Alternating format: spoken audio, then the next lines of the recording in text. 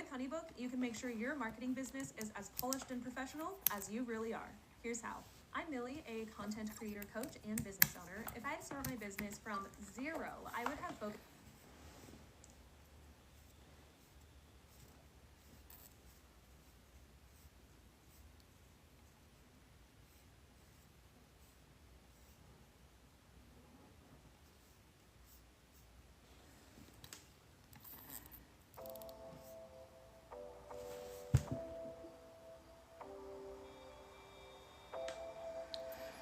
Hey guys.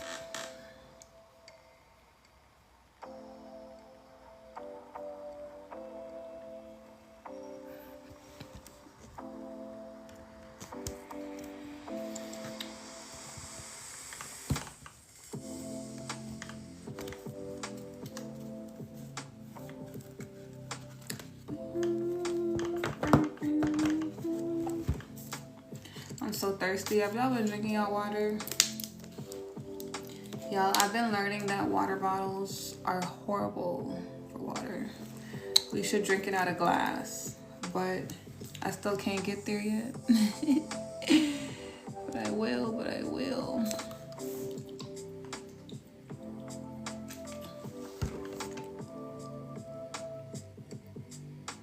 Boom, boom, boom, boom.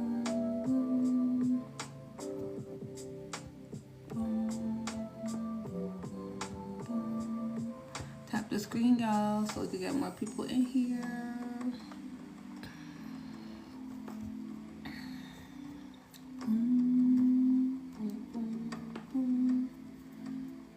You know what? Let me get my sage ready.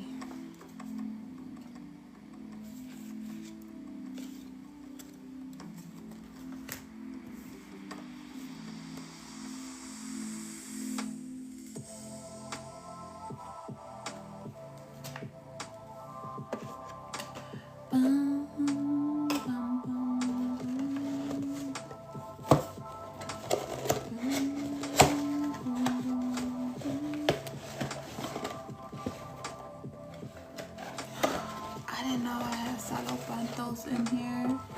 Hey, Nasia. Ooh, I didn't know I have my salopantos in here. Oh, it smells so good.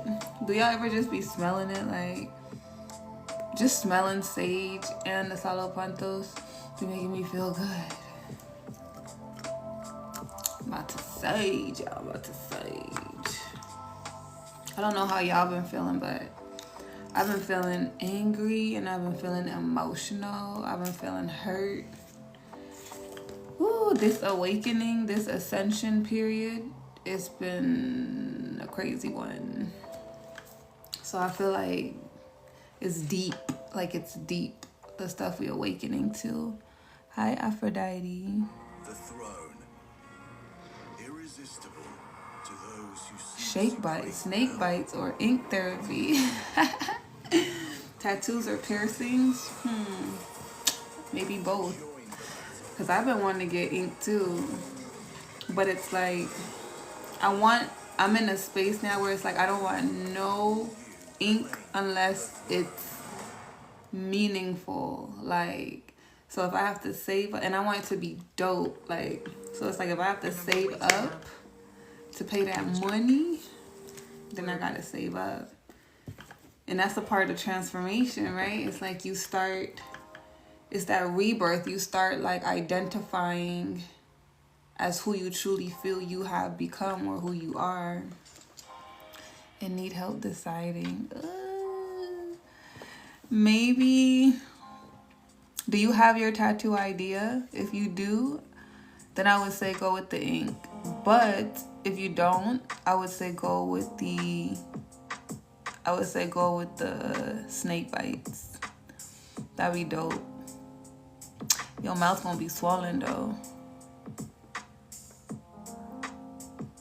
I want to get right here pierced. And then I want to see if they could do it right here. Like, I want one right here and I want one right here. I'll be so happy. I ain't never seen nobody do it like that either. I like my piercings to be a little different. Like, even with this, the labret, it's slanted. I had it straight before, but when I pierced it again, I did it myself. And I kind of like accidentally did it slanted, and I could have fixed it. But I was like, you know what? I actually like it. I'm not going to fix it. I need to get a smaller one though.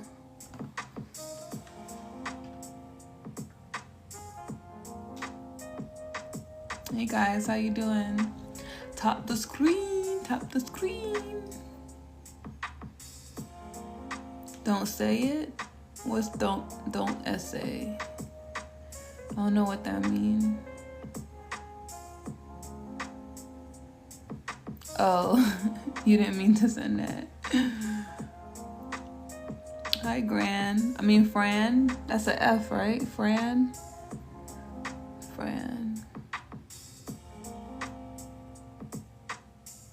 But I am scared to do this one. So I'm going to go to the shop for that one.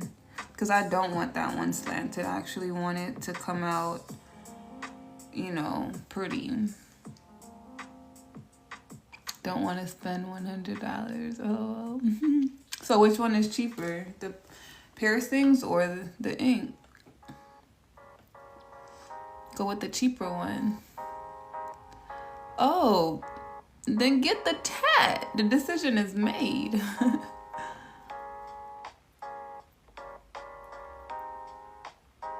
Oh, 35. And that's 35 each or for one individually?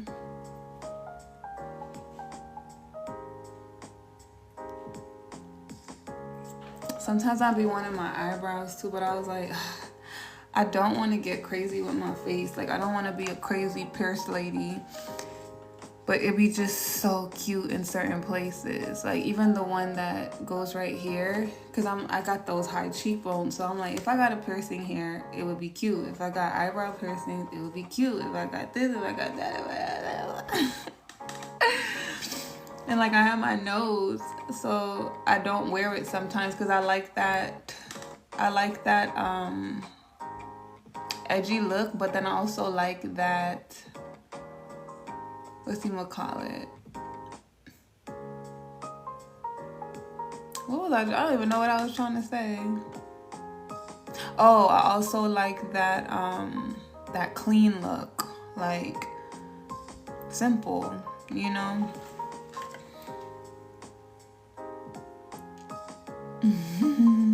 What you saying sorry for? I'm not gonna get all them piercings though. I'm gonna keep it minimal. I just know that I like them all. And I don't want to get addicted. Like, just like how people get addicted to tattoos. I would get a bunch of tattoos, but I don't want to get addicted to piercings on my face.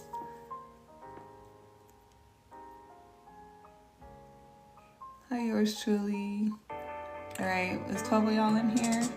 Keep hitting that like. Y'all gonna come in as we go. We start getting ready to sage.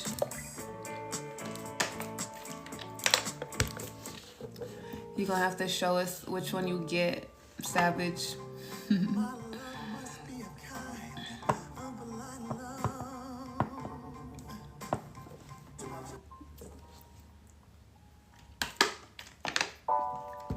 Hi, Cocoa Puff. I missed you guys. I think it was 2 days I've been gone. But it's just been a lot. My kids they're gone. They're with their dad. So I can get back on things. I was doing hair, getting them ready. Making sure it's done for next week too. I got 50 minutes to decide. Y'all, which one should Savage get? Ink or snake bites? Drop it in the comments. Help him out. Place for Angel Gun. Oh, I'm tripping. Hold on. Let's do our sage first before we get into it. One thing I do love though about this period, ink. One thing I do love about this period of transformation it feels more controlled. Like, you know, even if there's ups and downs, there's control, you know, but there's also freedom in allowing whatever emotions to come up. So if there's sadness, it's like allow yourself to feel sad. If there's anger, allow yourself to feel angry. But also analyze why you feel that way, right? Like, don't just sit there, but analyze why you feel that way and be honest. You know, am I angry because I feel like something was unfair? I was done wrong, you know, injustice. I want revenge. Or am I sad because I'm realizing certain areas I'm insecure in? Like, I'm not happy with where I'm at and I'm the one to blame. Like, all of those emotions are valid, you know? And allowing them to come up and processing them is gonna free you. Like, that's where the freedom comes from. Not suppressing them, not hiding them, not acting like it's not there, but feeling them. Feeling used, feeling abused, you know? Because, man, I'm trying not to cry right now. But I was crying before I hopped on here. I'm like, let me go do this reading. But it's funny because it's not like hey Shelly, it's not like I'm crippled by it. It's just emotions that I know are gonna pass. But I have to feel them in order to grow, to transcend through it, you know? Like right now, my neck is twitching. I'm telling y'all, like, the energy, if y'all was in my live the other day, it's moving through my body. So it was in my stomach, then it got to my chest, now it's right here. It's gonna come to my head. I don't know. I don't think it's a Kundalini awakening. I think it's my brother, right? Also, what I've been learning is that, like, when our loved ones pass, if they don't reincarnate, they come into you. So you share energy. So then you start noticing you feel different. You act different. You might even start acting like that family member. So as I'm learning that, I'm like, damn, that makes sense to me. It's my brother. Because my brother's level of anger is different from the level of anger that I experienced before. So I'm allowing him to come through. And as I'm allowing him to come through and figure out what he's trying to tell me or what message is trying to come through, it's like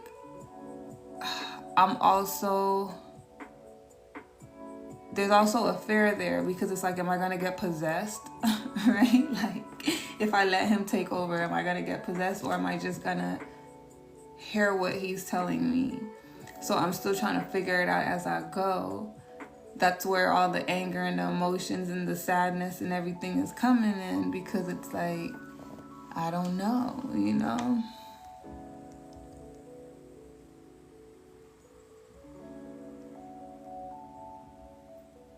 So many choices. It looks like it's the ink, like the ink win. Never, we are protected. Yeah.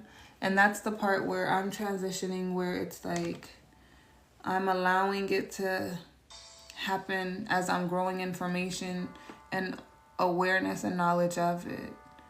So it's like the more my knowledge increase, the more I feel safe in allowing what's happening to happen, if that makes sense.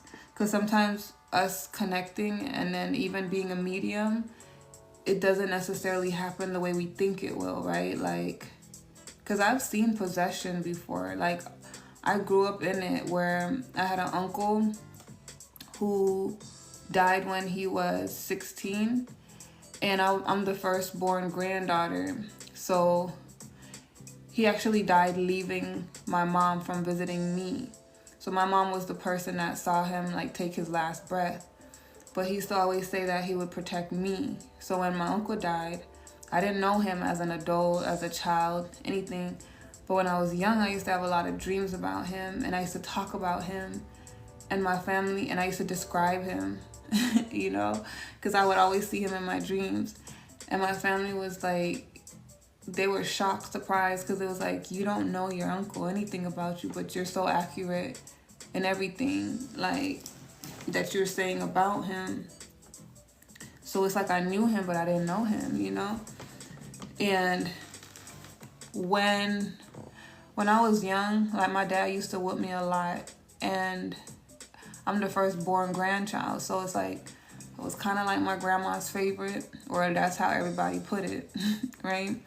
So she was always protective over me, and my dad, like, had anger issues, so he used to whoop me for everything. And then one day, but this wasn't it, his wife slapped me, and I didn't tell my grandma, I didn't tell anybody.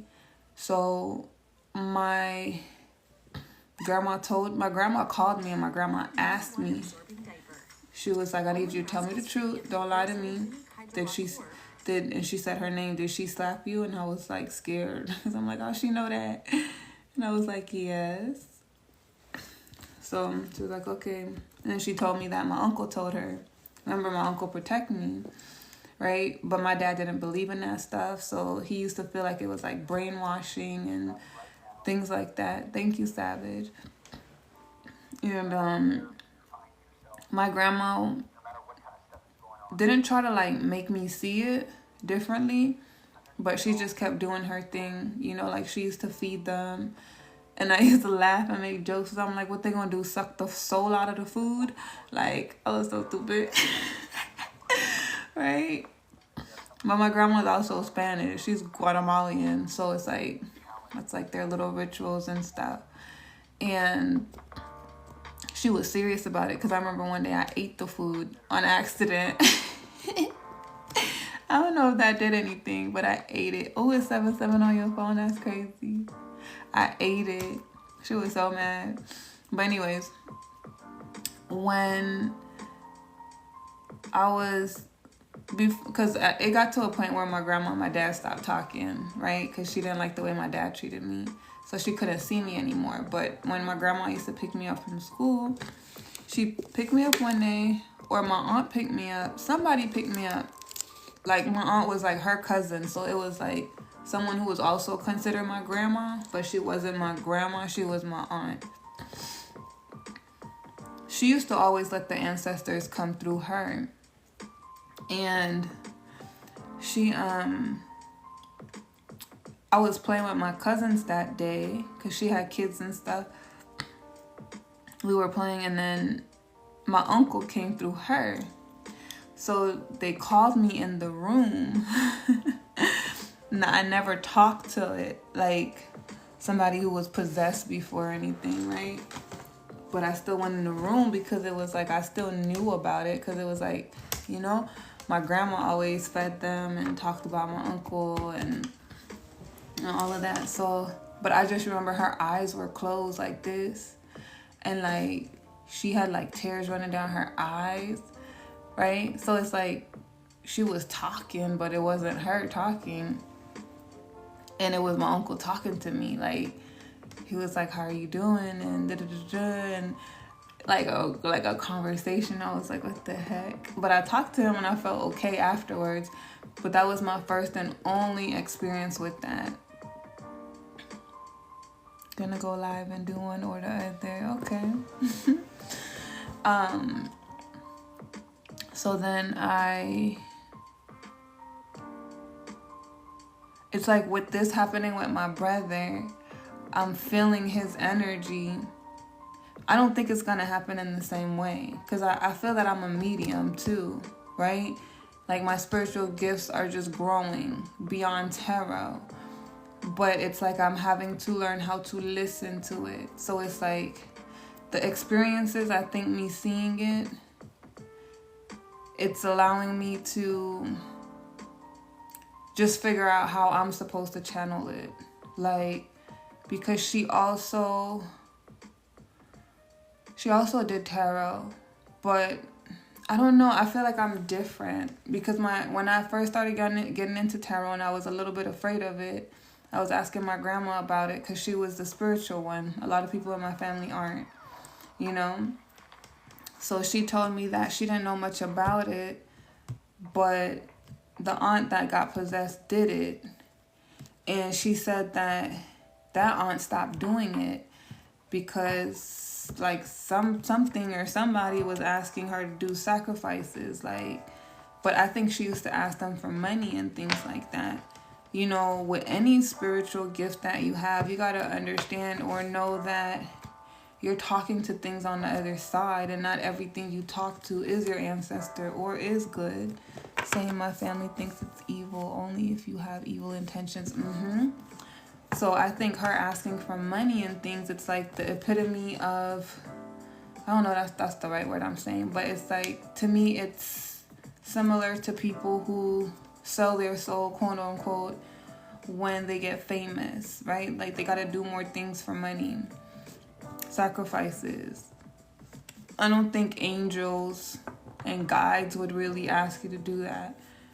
But they wouldn't just give you money either. It's like they'll tell you how to get that, right? Like they'll tell you if you do this, put this hard work in, the universe is going to give it to you. They'll guide you, but they won't just drop it in your lap. Like, I think a force that has different intent would do that, you know? So I feel like it's still a process that I have to learn on my own, like how I'm supposed to channel these spirits. And the one thing that I do know is, like, as I get more knowledge and awareness and information, that's what's helping me understand how to open up to it. Because, like, my brother died 12/12, and I saw 12/12 earlier today, and I saw it yesterday. Remember, I've already been going through this feeling where I've been triggered and I've been feeling angry, and so then it makes sense that it's him, because I always say when I see 12/12, I know that's my brother. And then a girl was like, you know, you should try talking to him. So, like, when you're at home, just start talking to him. Like you're talking to somebody. You're talking to yourself, but you're like talking to somebody, and things are gonna click, like it's gonna come to you. And I was like, you know, let me try that, because I don't be talking, you know. I don't be like, what do you want? I'm just like, my ears is ringing, I'm feeling all this stuff, I don't know what to do. That's me. But then it keeps happening, so it's like, I know it's like that. What it feels like, it's like you. Okay, here we go. It's like someone's knocking on the door, right? Like, but your parents left you at home by yourself, and you know you're not supposed to answer the door, but it's like your cousin outside or your grandma outside, and you don't really know if you should open the door for your grandma or your cousin. So it's like you just I don't trust the pendulum. I have one. I feel like I control the pendulum, so I don't be trusting it. Every time I swing that thing, I'm like, I think about an answer and it do. Yeah, see? I like that, friend. You know, I don't trust that damn pendulum. Only when you tap it. Ever since even when I started tarot, I had a pendulum, and at first I trusted it. But then it was like, and some things was true, but there were some things where I really knew the answer to, and it was playing with me. It was like, nah, I don't like this pendulum. I think all kind of things come through the pendulum. I feel it tells me what I want to hear. Yep. I feel like we control it. If I literally hold up the pendulum and I tell it in my mind to swing forward, it's going to swing forward. If I tell it swing sideways, it's going to swing sideways. So I don't trust it. I trust the tarot, the cards more. And I just, energetically, it feels safer to trust the cards more than the pendulum. Hi, King Chosen. Yes, I said the same thing. I mean, I think it might work for other people differently, because there's some people that can't handle tarot, right? Like, they get all kind of different energies. So I feel like you honestly have to go where you're being led with your gift, you know. If it feels weird, don't do it. If it feels right, do it.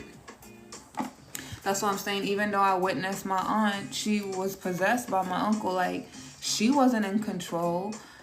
When I'm connecting to my brother, I don't feel possessed. I just feel his energy strongly. My brother was no joke, okay? My brother was no joke. So his anger is it's a crazy type of rage. And when I feel that energy, it's him. Because it's like, I don't get angry like that. Like, I do, but I don't. You know, and it's good reason to why I'm angry, but it's like I told you guys, I've been awakening to a lot. So I'm angry because of the injustice that I'm awakening to, you know, and then I'm hurt from it as well. So, and this is going down to ancestors as well. It's like me just being a black person, a melanated person. It's, you know, and it's like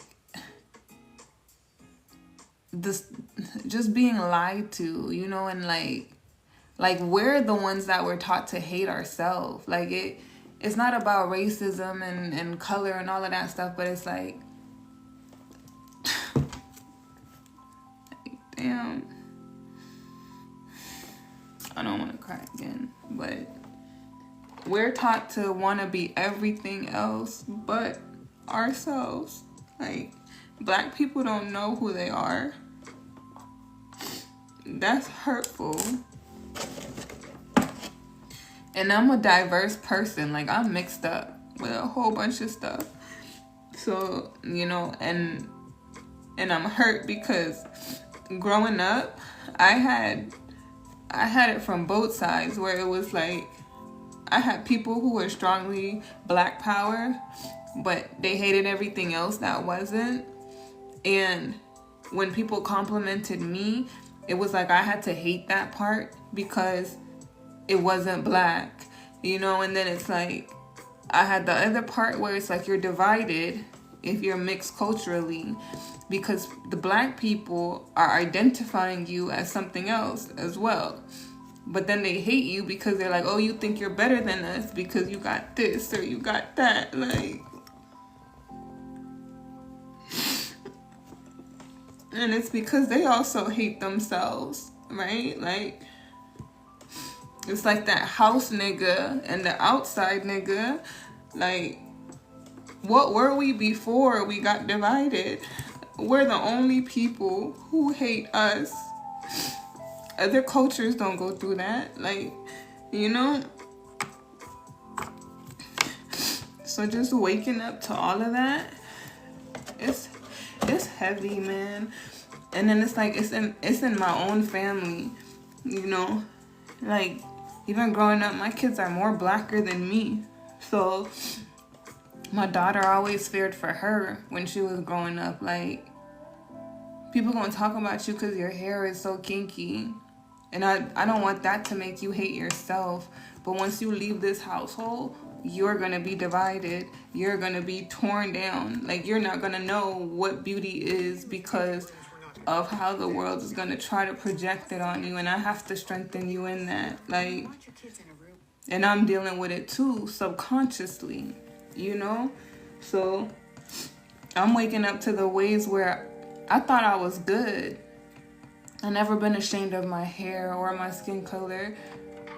But I don't think I was ever really proud to be black either. Like, so waking up to that is just crazy. And I'm seeing it so much differently, where it's like, it's beautiful, you know, but we not taught that. We're not taught that. We are taught to hate ourselves from birth.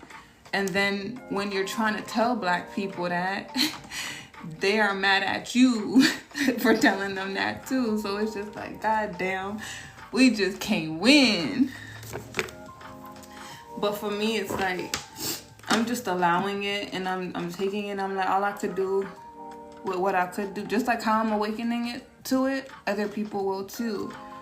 And like I said, it's not a thing where it's like I'm trying to say black people are better than any other race or anything. I'm just saying we need to accept ourselves more. We need to see our own beauty. Everybody's beautiful in their own way. But black people need to see their own beauty. We have our own culture. Like, it seems like we don't, even in America. You know, it's like I remember growing up, American kids, because remember, Africans don't be claiming the American kids, the black kids, even though we're their children. Well, I'm not American, I'm Caribbean, but we all come from Africa, right? So it's like they don't claim them because then the American children are making fun of Africans. Like, they don't know that that's their home, right? So I remember they used to always say stuff like African booty scratcher. Like, what is that? You get me? What is that? What is an African booty scratcher? But we used to make jokes like that and stuff, like, and now I'm just like, no wonder the African people don't like us.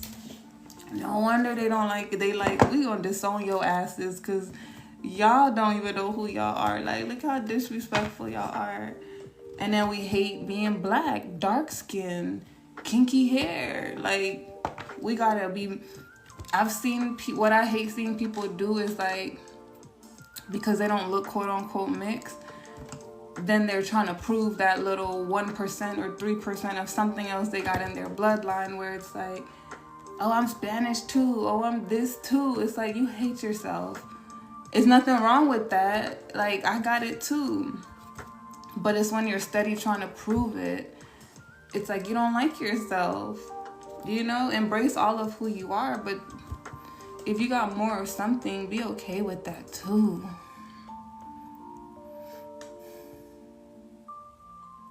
Just heard it say, I am your guardian angel. Remember that you are a warrior. That is beautiful. That's crazy. And I will answer by you writing a letter to self. Trust how protected you are already. Thank you. Thank you, Savage. Somebody said, hey, Jess. Ooh, I want to sneeze. They said when you be sneezing a lot too, that be the ancestors by you. Man, I'm looking for my lighter, you guys. Hold on. I want to light this sage, but I can't find my lighter. I feel like I've been missing so much stuff.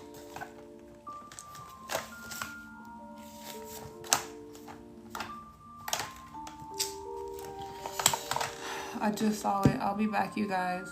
So stay here. I'm gonna go look for my lighter so we could get the sage and then we'll get into the tarot. Did you make up your mind, Savage?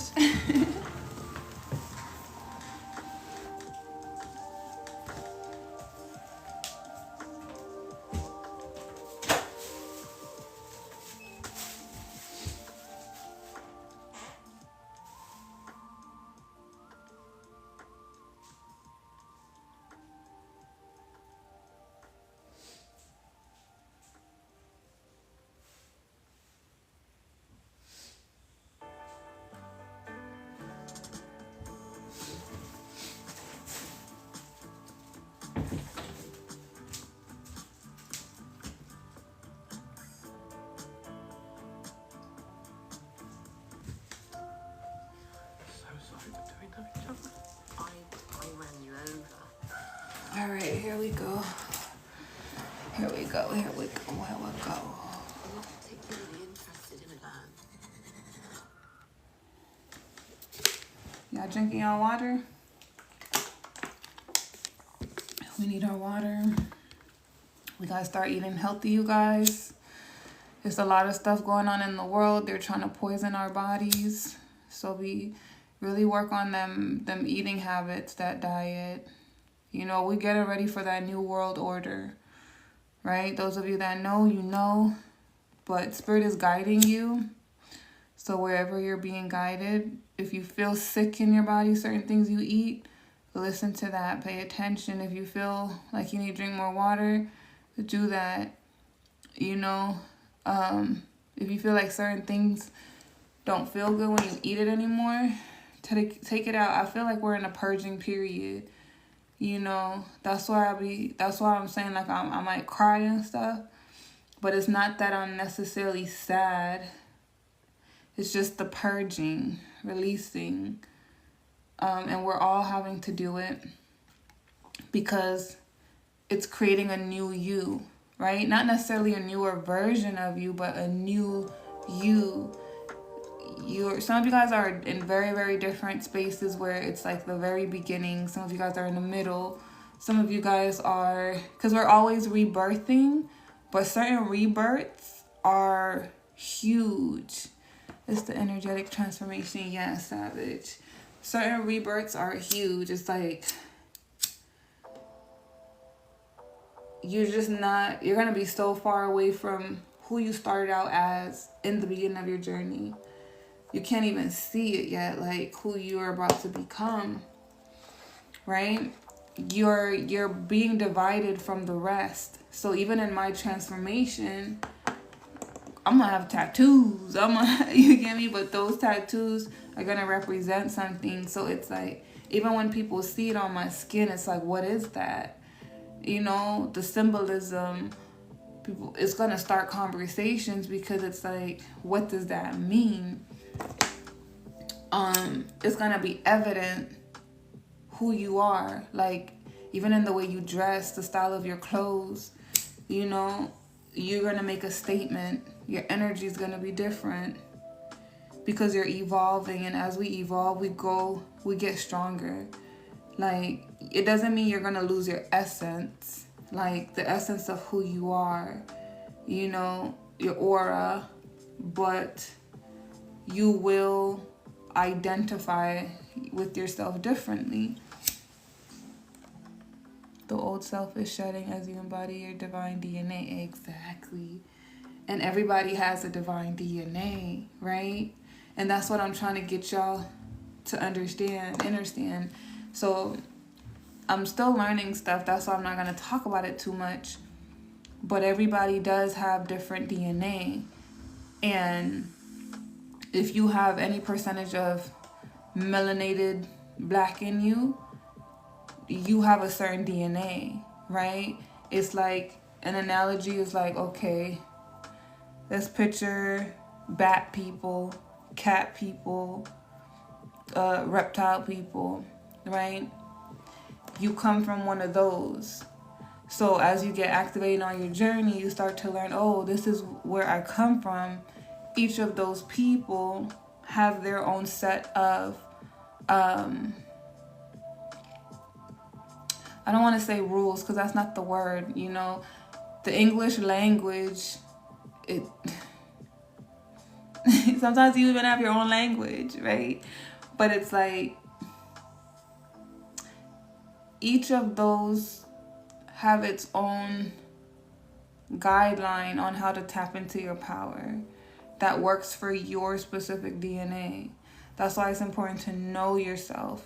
Start researching, and then your ancestors are going to start to come to you, whether they're showing up in dreams or you're going through activations like me where you feel it in your body. You'll learn how to listen to them because the information is going to come, but you also have to be ready for it, right? You can't even think that far right now, but it's like, it'll come when you're ready for it. So as long as you're doing what you're supposed to do on a journey, you'll run into all of what you need to know. And it's important for you to know and for you guys to get serious about your walk, because there is something coming, you know, and you have to be prepared for it. When it comes, not everyone's gonna be prepared for it because they're focused on the wrong things. They're focused on Jordans and and chains and being toxic, and when their twin flame is gonna come back. We have bigger things to worry about than when your twin flame is gonna come back. We want to know how we gonna get to the divine counterpart, because that's the one that's gonna help you when this time comes, you know. Go into light body, then crystalline, then yes. Burn away our third flesh to embrace our divine path. I love that. Light body activation as you walk through the flame, for we rise for our ashes as a phoenix. I love that. There you go, Savage. All right.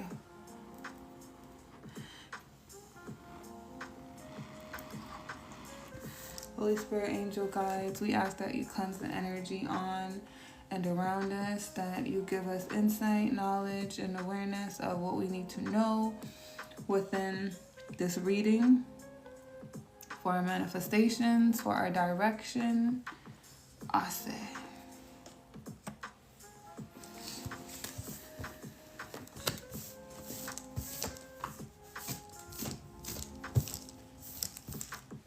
Alright, let's see which one we're going to start with. This one.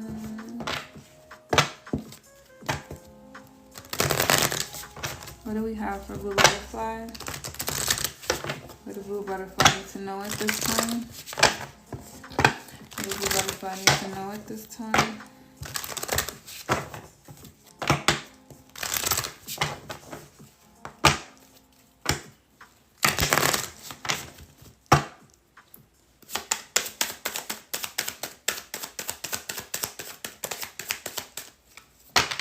Oh, we got fortune. We have the serpent.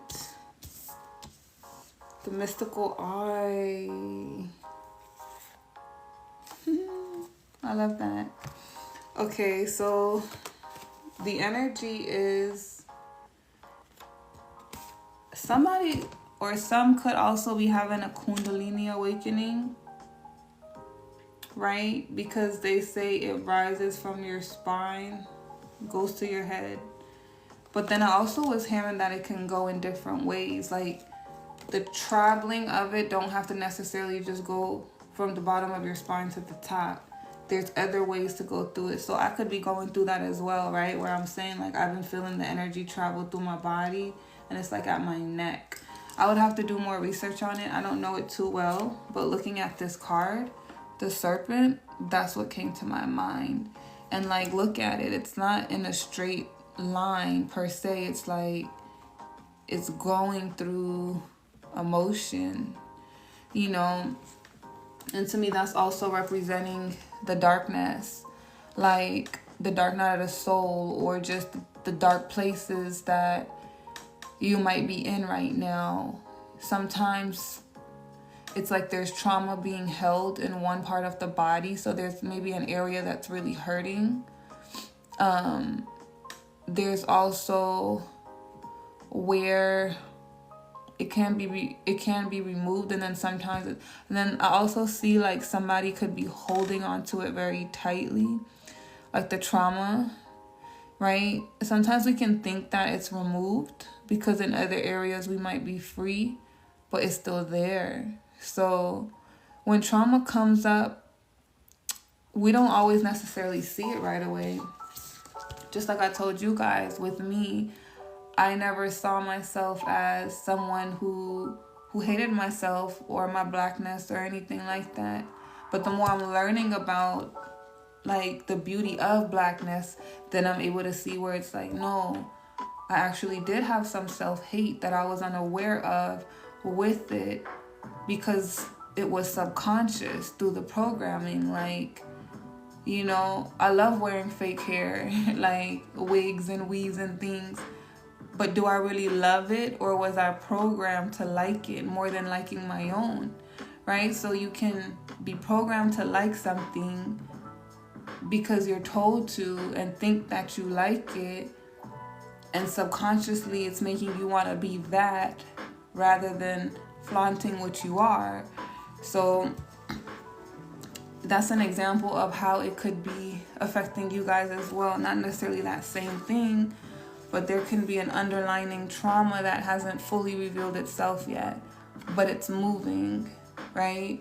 So even with the dynamics of the twin flames and recognizing in certain areas where it's like, man, I really love this person. It's been hard to let go and I want them, but I know that they're not good for me. Why do I still want to hold on to them? Even if you're walking away, it could be because there's a trauma deep down inside that hasn't been acknowledged yet. Like, you know, maybe the validation. Hi, Stardust Sun. It's like maybe the validation of, maybe you might think that they're very attractive, put them on a pedestal, and you being with them, it might really be their looks that you're attached to, because it's like, this is the finest person that has ever been with me or that I've ever laid eyes on. So being with them validates that I too am just as beautiful, just as gorgeous. So I hold on a little bit longer, hoping that things can work out, right? Like some things like that. But it requires going through some sort of dark space where you rise as a result of it. It's like that center point that I've been talking about, right? It's like we're learning how to get to that center, to the middle, because being in those dark places aren't necessarily a bad thing. Like, you see how there's the top and the bottom. I'm also feeling like as above, so below, right? So in order to bring something from the heavens or from up above, it's like you have to go through the darkness as well to manifest it. But you have to learn how to be centered to be able to call it in. Like, you have to know how to move through the darkness, how to get out of it, how to move through it, while simultaneously at the same time, like, connecting to the light, right? It be sounding like it's a contradiction, but it's not. And once you begin to do it, it becomes easier. But the main point is it's leading you to your fortune, your abundance, to safety. So it'll lead you to a safe place. The universe isn't going to lead you somewhere that's going to hurt you. So even when you're led to a connection, right, like a twin flame, you would think like, damn, how do you love me if you put me in this situation? But they knew that it would help you grow. They knew it would help unlock certain things in you so that you could do things differently, make those changes. If you would have gotten what you wanted right away, maybe you would have just stopped there, and it wasn't time for you to stop there because you would have been content with what was being given. So you have to go through that darkness, that pain, that hurt, to get to that fortune, for things to begin to make sense, for that drive to happen, take place, for that hunger to kick in, right? It's like when you starving, you gonna really grind your butt off because you need it. If you dead broke and you need to pay that light bill, or they gonna take your house, they gonna, you get me? Then you gonna be grinding your ass off. If you got a little mini clientele, you gonna start putting it out there like, yo, who need this? Who's needing? You gonna figure out ways to advertise yourself. If you need to feed a child, right? Like, you gonna find ways to feed that child. So that hunger comes from the shadow, from those dark places of not having enough, not feeling enough. We have the mystical eye, right? Kind of look like my contacts, right? But the eyes are opening up, and it's heavenly. Like, I mean, heaven isn't a real place. Heaven is within us. Heaven and hell is within us. But when I say heavenly, I mean like connecting to the cosmos, seeing things differently, like that awakening, that third eye chakra. So things are being seen, shown, revealed. Okay, what else do we have for angel guys? What's the energy for the tarot?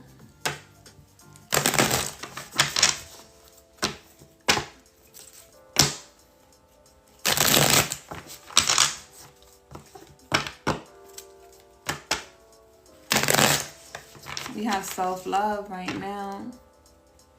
Investing in self-love. What else? Oh, we got a King of Cups. Why we got this King of Cups here?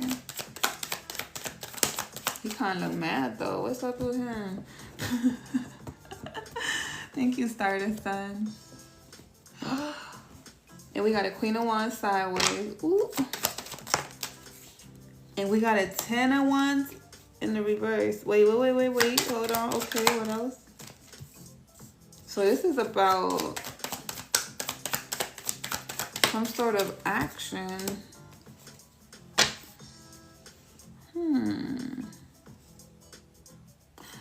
Somebody lied, which I think is this King of Cups. So this whole energy we spoke of, right?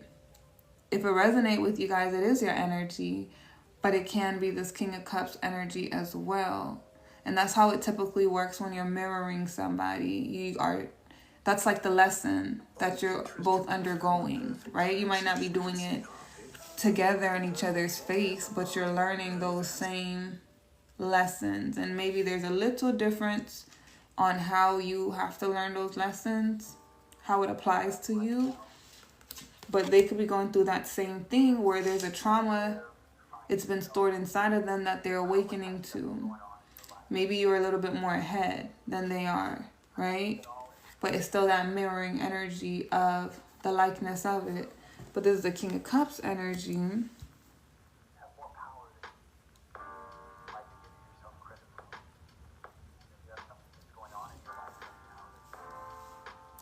They've had their energy pulled back.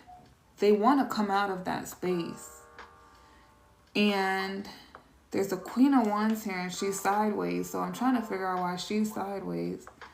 I'm going to ask in a second. But I always see this Queen of Wands as somebody who's very angry, or she could be triggered, or she could be feeling a little bit like she might be mad because she don't know how to feel. You know, she might be mad because she feels a little confused. She don't know if she should leave this connection alone or if she should keep going with it. So they're sitting upright, but it don't look like they're necessarily trying to hurt her. But I think that they might have hurt her.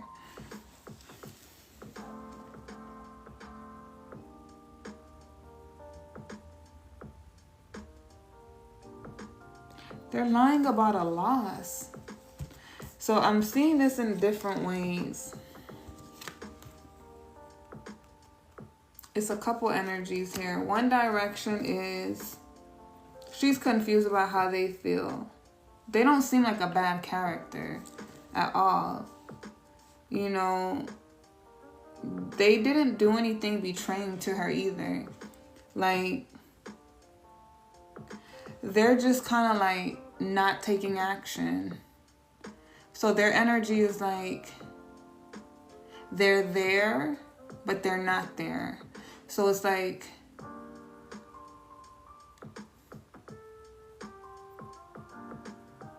what's an example of that? Give me an example, Spirit.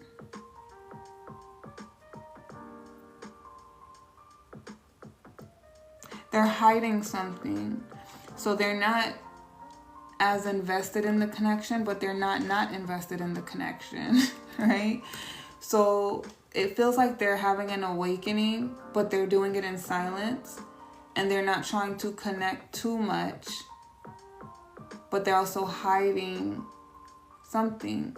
They're hiding the fact that they're going through some losses. They feel like something in their life is out of control. So it's like they're lying, right? That's the lie, is that everything is okay, everything is fine. But they've lost control. They kind of feel like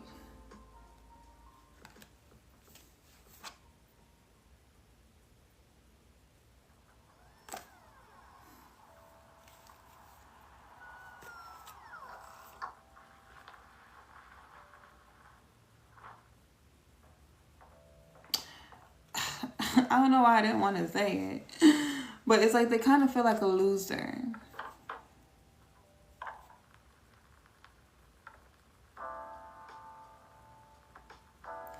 I don't want to say insecure either, because I don't feel this is an insecure person.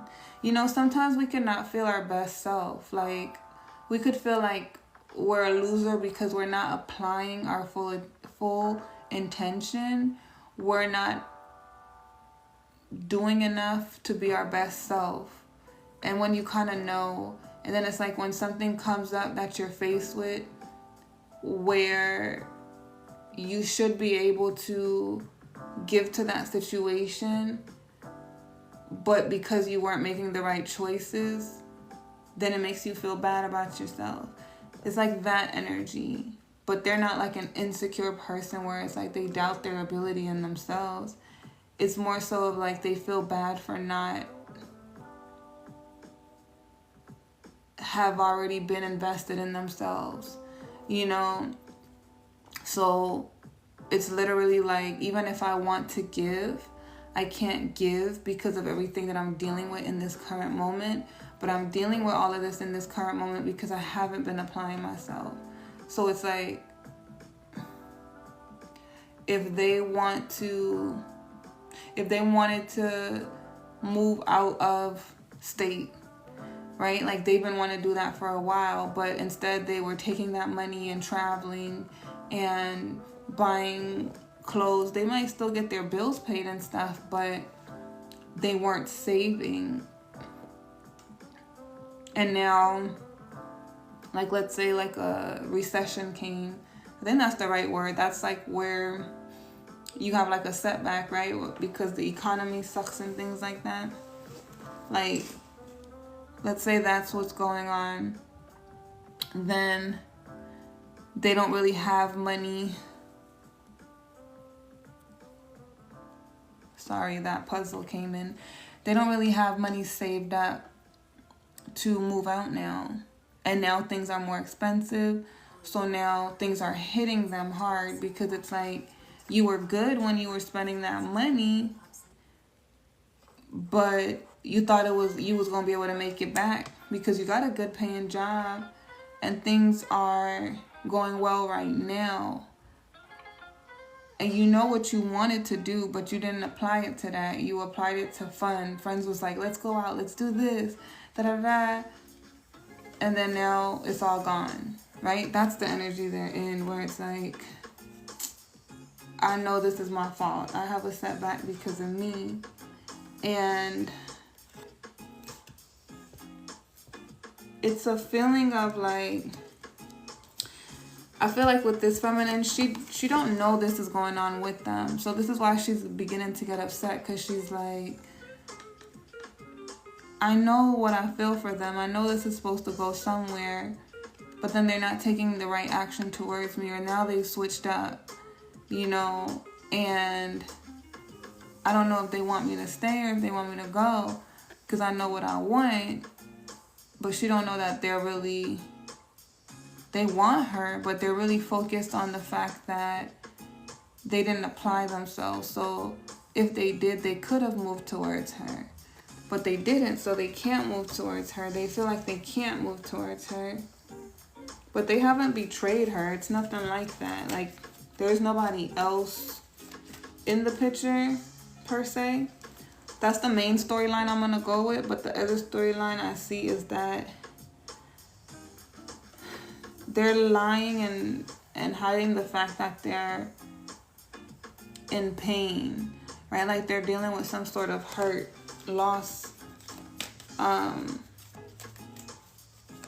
that they've been trying to heal on their own. So it could be like a breakup.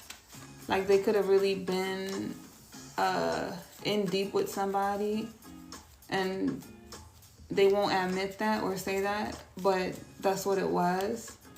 And they're dealing with that on the low. Like they know she's great, she's amazing, but they also know that they're not fully there because of that pain that they were dealing with.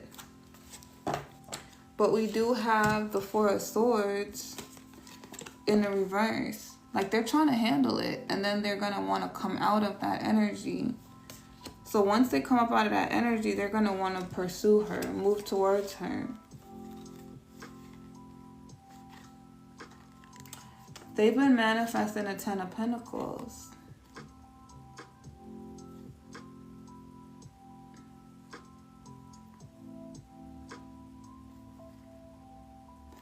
for them, this is a turning point for them to change. So meeting her and looking at the fact that she's a good candidate, they see her as a good candidate.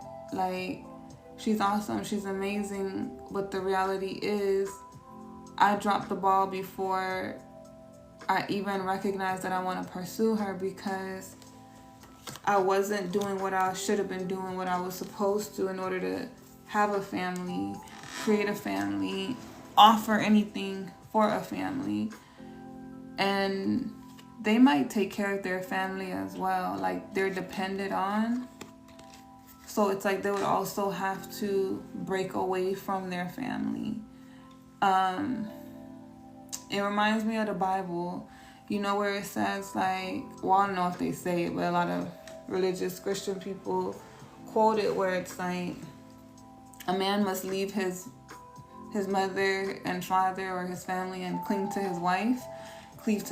It's like that energy behind what they're thinking.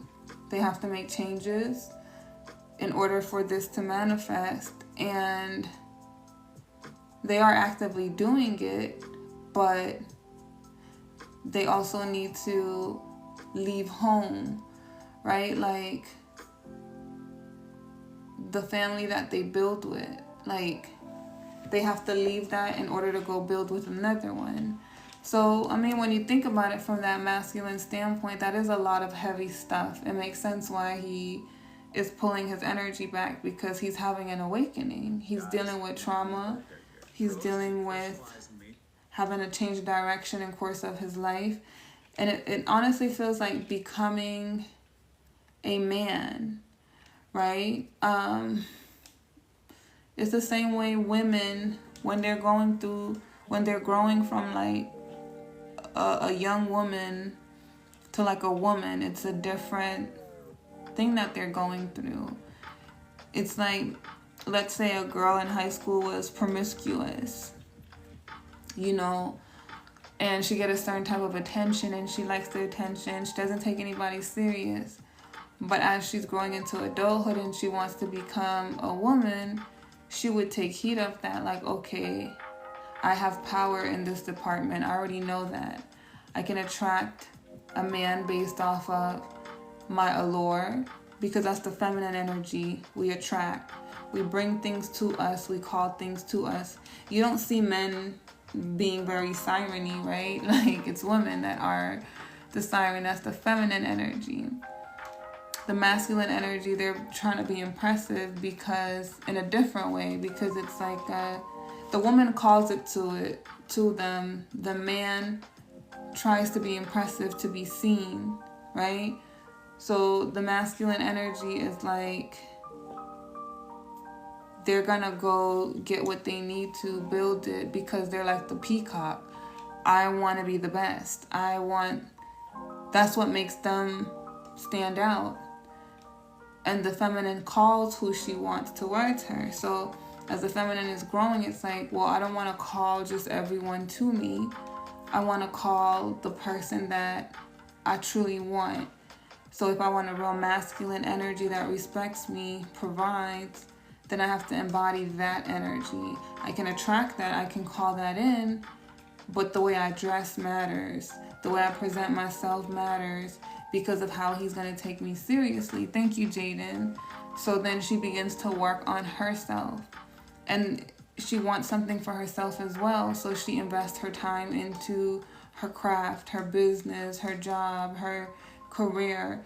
Not that when she gets with that masculine, that's going to be her main focus. But in the moment, she has to provide and take care of herself. So she still has her own life and everything, right? But that would be her focus. And then she would learn how to take care of her household, nurture. Like, what do I need to do if she hasn't had children? It's like, I want to be a mother. I have to prepare. I have to eat healthy, prepare my womb, watch these videos, and come up with a birthing plan, right? I never had one of those. Like, I got pregnant at 18. But there's a lot of women who plan that out. Like, I know the type of wedding I want. I know the birthing plan for when I have my first child and da-da-da-da, which is beautiful. It's like we should be taught to do that more. Take care of yourself, grow into who you are. Thank you, Jaden. And then think about love. So it's like, even though we want to call in love, it matters. Thank you, Star the Sun. It matters how you present yourself. Like, if you want to attract a certain type, right? Now, if you don't care and you want anything, that's going to come in. There was a post I made on my threads where a guy was like, how are y'all getting these relationships? Like, do y'all Amazon them or something? I was dying. Thank you, Star the Sun. And I was like, don't be jealous of them relationships, because when they be coming in fast like that, trust and believe. Thank you, Jaden. It's not going to last, right? There's nothing to build on because they're just attracting from a space of trauma, toxicity, codependency. But a feminine energy really working on herself, she's going to really notice that stuff inside of her. It's a difference between wanting love, desiring it, and then molding yourself into the type of connection you want to build on, than just daydreaming about it all day and then it comes in and you taking anything that come. Like, you don't want that. Thank you, Star the Sun. You don't want that, right? So if we look at it from the masculine standpoint, that's the same thing for him. It's not that he's trying to be an ass. It's not that he's not interested or he don't care, but she's awakened. And it might not mean that he necessarily wants to choose her, right? We don't see that yet. But what it does mean is that he's not doing anything backstabbing to her. He's not leading her on and then he's like messing with somebody else. He's not just being toxic and pulling away from her. He's actually trying to look at himself and address some things. And he's being careful with her. It's more of I'm trying to figure this out, but I'm going to be careful with her, right? So that's this energy. This is the King of Cups. So the King of Cups is water energy. Don't have to be a water sign. Could be Scorpio, Pisces, or Cancer. But they have water. The King of Cups comes out as water, so they tend to be more emotionally in tune, right? And aware. So when they feel something, there's still a masculine energy, so they're going to process it. But they're going to also be logical about it. So they're going to feel it and they're going to identify why they feel that way. I feel like they're quicker to mature when they apply themselves. So this King of Cups is looking at the situation entirely. He's looking at that queen. He's looking at himself. He's looking at where he's at, right? Thank you, Jaden. And he has plans to come out. He is coming up out of this energy. But he has plans to take action, whether that action is going to tell her, like, you know, this is what happened. This is why I pulled my energy back. Or it's going to be to tell her, like, you've awakened something in me, but, you know, maybe I think we should just be friends, or like, this is the direction that I want. Like, whichever way he goes, he's not going to hurt her. That's not his intent. He's just going through a change of his belief system, right? What he thought he wanted, what he thought he knew, because she's inspiring that. But she's over there mad, like, what the fuck is going on? Like, and he's over there having this whole little meltdown, not in a negative way, but, you know. Tell me more about that King of Cups, Holy Spiritual Guides.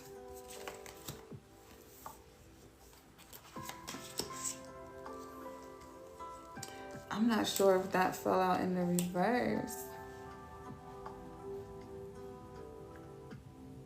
Now we have a Queen of Cups in the reverse. Oh, okay. It did come out that way. So this is about love. I feel like this Queen of Cups is representing love. But I'm seeing the energy two ways. So I guess that's what it's going to be. I'm just going to read it two ways that I see it, this storyline. Because I feel like it's two different groups. So for some, there is somebody else there, right? There's a Queen of Cups. Remember, they're a King of Cups. But they're not giving love to this Queen of Cups. She's just there, meaning they've had some kind of fallout with her. They're going through a loss with her. So it's like an ending, right? That's happening. And they're undecided about what they want. So again, that Queen of Wands has awakened them, has inspired them.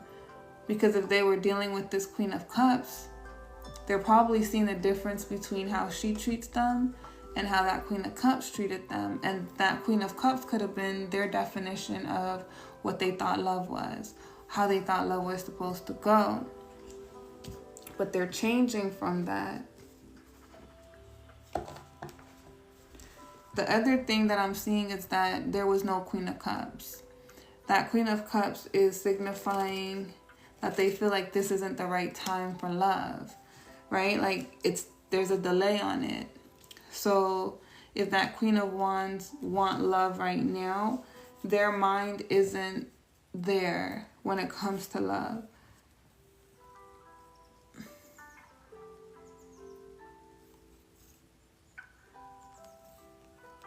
They feel like they still need time to plan their future. So again, it's that energy from becoming boy to man. So it's like they're also very smart, right? They look at the bigger picture. So it's like, if she's way more mature than me and I'm just now growing to this place that she's at, then maybe I would end up messing this up in the future, right? Maybe I would not be a great partner because there's still some things that I need to learn. If he sees her as someone who is emotionally in tune or aware, like she's intuitive, he might feel like it'll be hard to hide from her. And not that that's a bad thing, because like this person feels loyal, right? Like they're not a liar.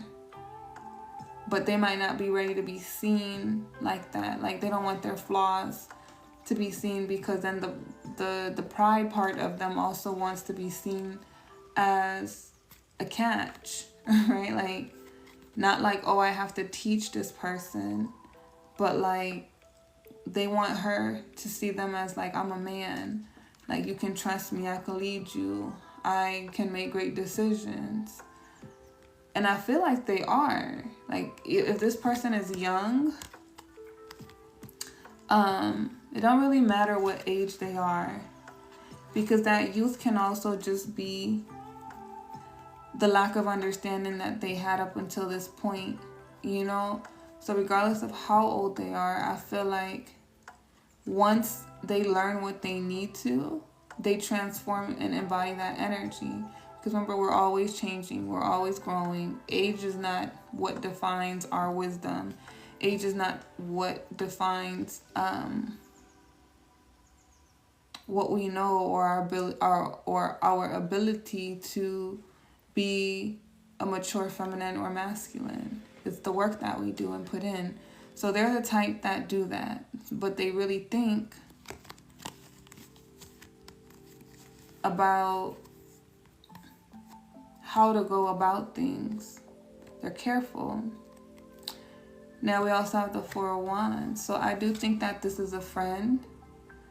This could be a mutual, but this person is connected to this person through trying to make it general, through a third party. So that third party can be an app, right? Like online. That third party can be mutual friends, or they could just have a friendship. And then we have the moon. And we have two people in the moon, right? So it's like they're facing some things But it feels like at some point they have to face her. In the future, they have to face her. They have to tell her what they feel. But they're also trying to figure out if they should tell her how they feel now in hopes of a future. I'm excited to give you a behind Because what if she's not there in the future? You know, so they're just processing.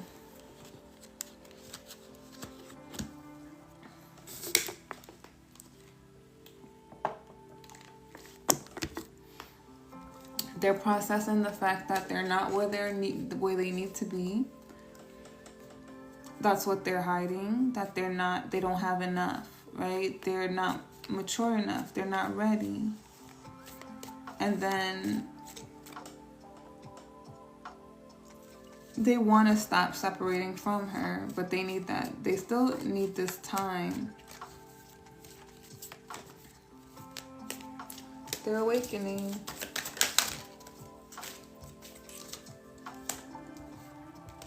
Oh, so they have a fear. They're afraid. Oops, sorry, y'all.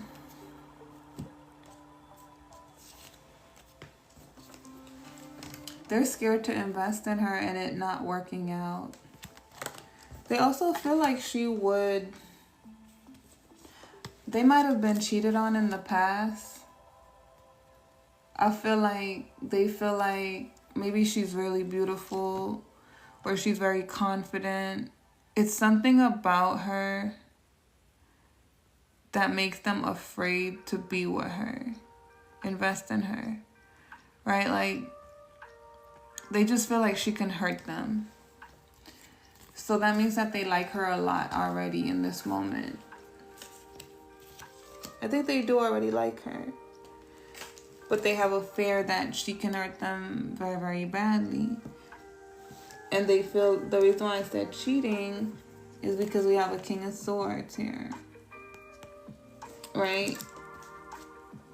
And then we have a King of Pentacles. She feels like, they feel like these two type of kings are more powerful than them. They're a King of Cups.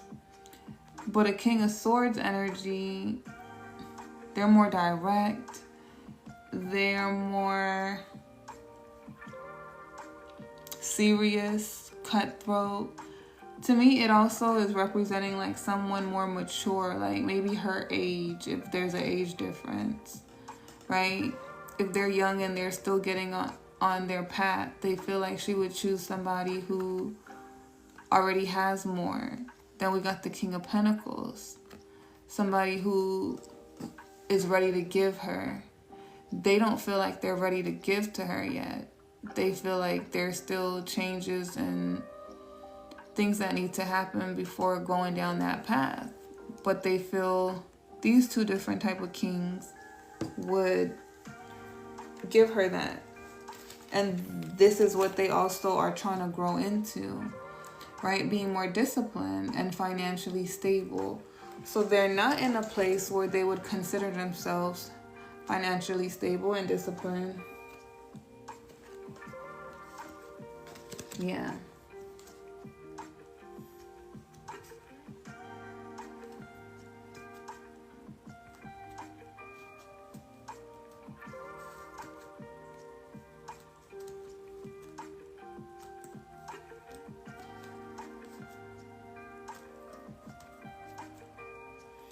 No, the storyline is switching again. This is someone that they were already with this Queen of Swords. But like they messed up in the past. But they did start off as friends. They got in a relationship.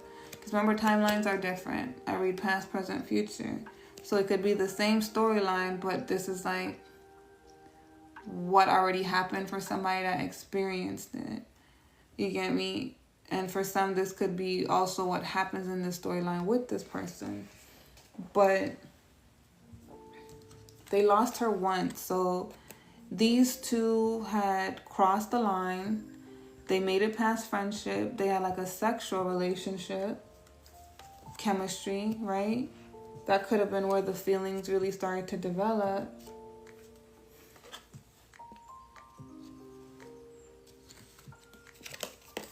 And as a result of that,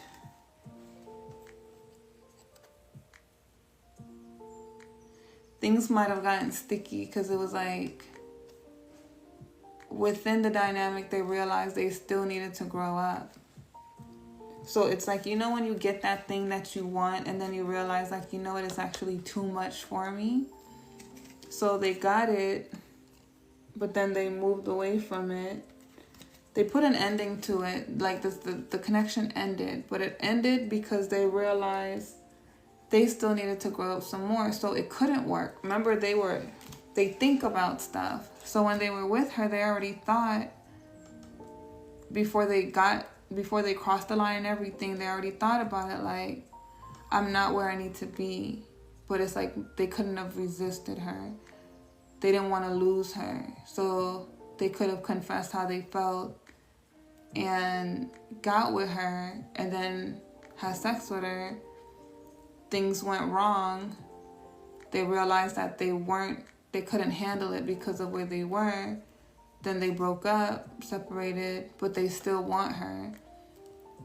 They just want to get to where they originally wanted to, where they had enough to offer. So going back to the storyline where this hasn't happened, right? They're thinking about moving in the direction of that chemistry that they feel. So, hi, Nanas. That chemistry that they feel, where it's like they're feeling a lot of passion for her. They feel like she's a soulmate. You know, it's different. They want to move into that direction of passion.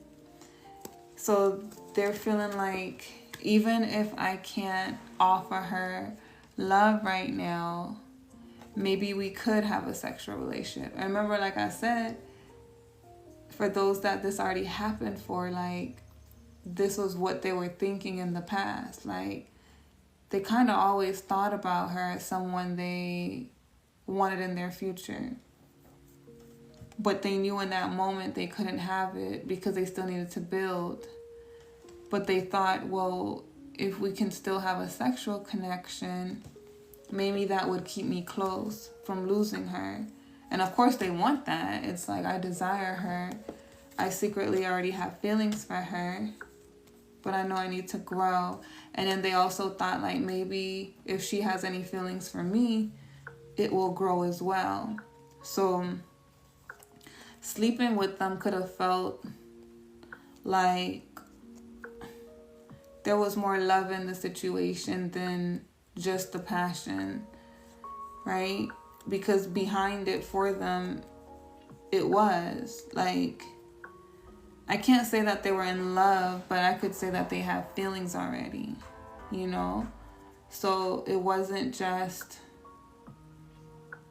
oh, you're a body and I want to have sex with you. It's like they already liked her. So the sex was like, oh my God, we get to connect. So it's like their feelings grew more, you know? It took a lot of strength for them to, like, end things, right? For that person, where we're switching back to the future where it already happened.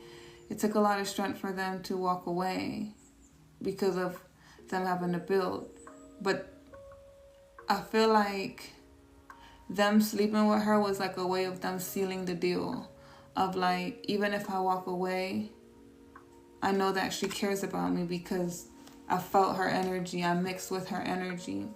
So when I come back and I come back ready, she'll still, well, they're hoping, right? They're not saying it like, they're not saying it like it, like it's a trap. Like, they're just hoping that, like, she'll remember the energy between them and she'll want it too again, because they never left for somebody else. They just left to get better, develop, right?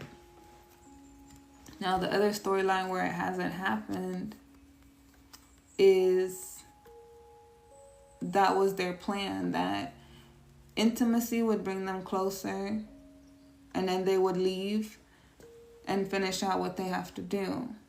But I feel like it was talked about though. Like, it wasn't something that was like, we're going to be in a relationship. So maybe they didn't get in a relationship for some, right? Like, it didn't go that far. For some, you guys did. But for most, majority, it was like, it was a friendship that was talked about. Like, yeah, this is going to be friends with benefits. But he had hidden feelings behind that. It was never really just friends for benefits for him. He had a motive, right? But he wasn't going to fully express that to her yet.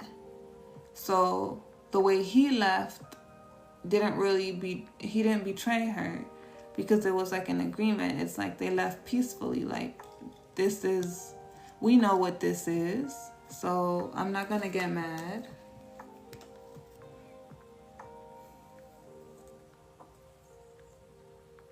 For some, the ending did cause a conflict, right? Because then crossing that line, feelings got involved. So if the feminine feelings wasn't as deep, now, peace be with you, sir.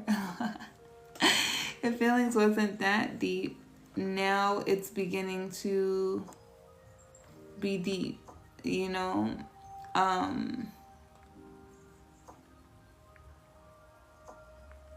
It feels like internal conflict, though.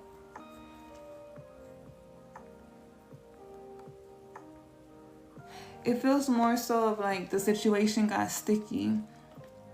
You know, when you're in a situationship or friends with benefits, then it's like maybe one person expressed their feelings and then the other person is like, but I don't want to do that right now. Like, why can't we just keep things the way that they are?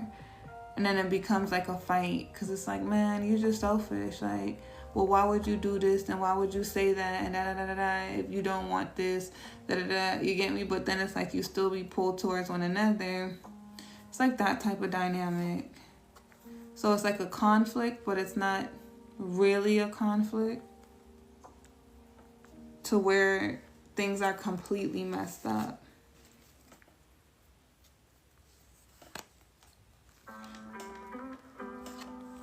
They just have to take control so that they could be successful, but they think about it all the time. They think about her. They think about the past.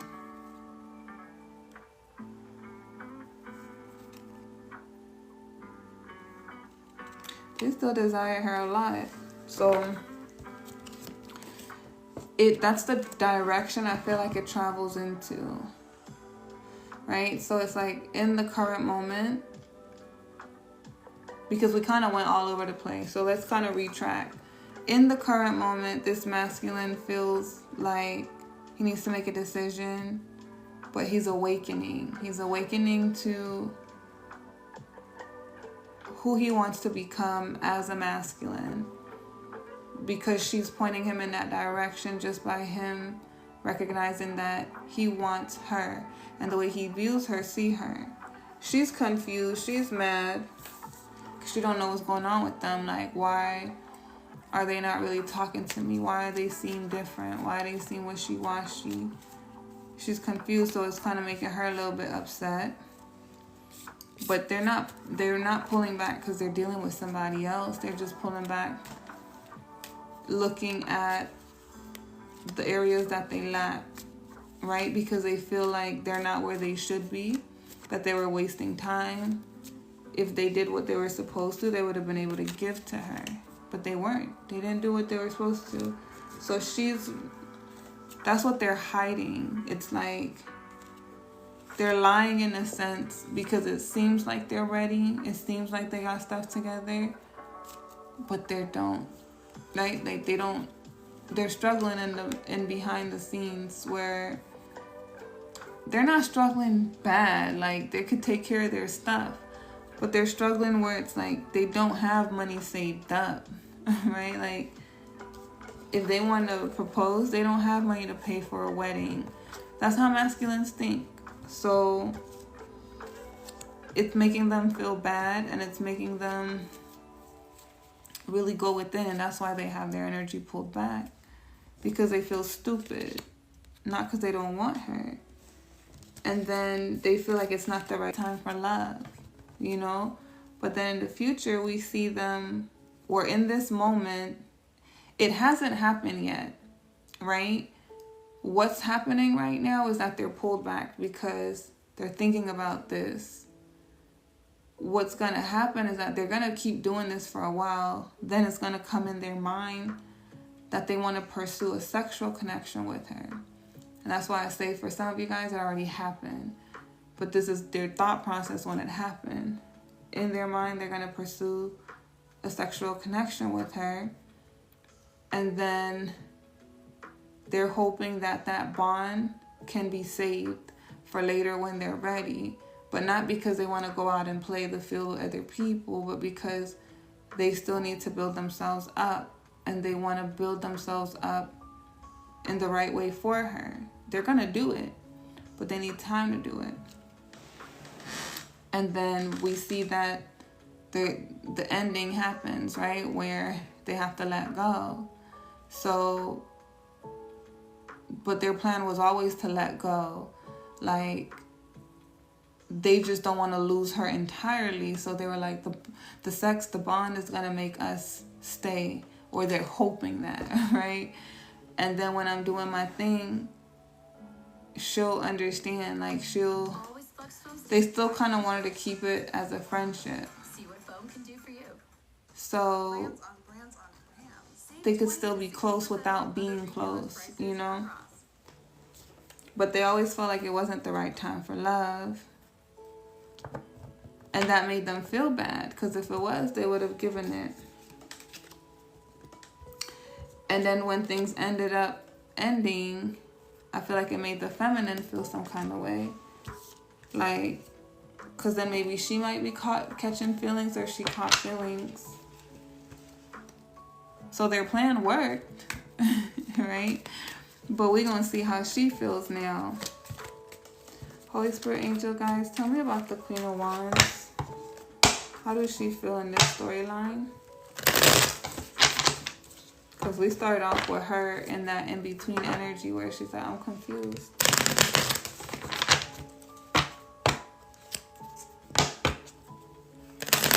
She's trying not to be immature about the situation. She's trying to be understanding and strong and stay calm. How does the feminine feel?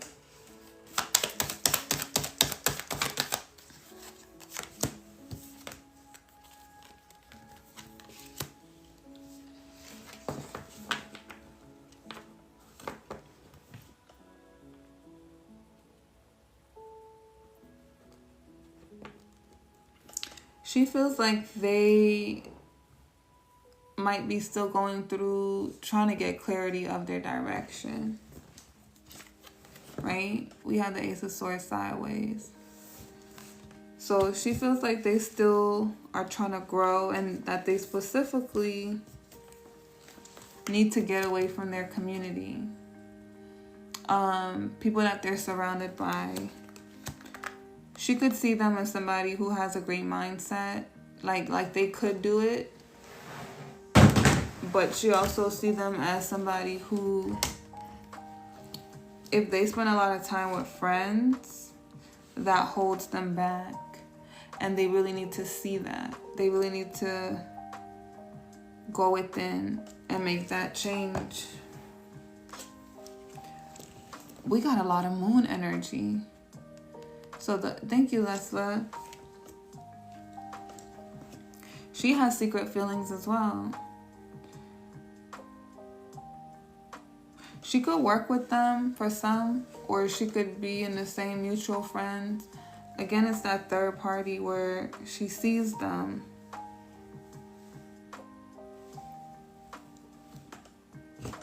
She sees them in some way, but she hides her feelings as well.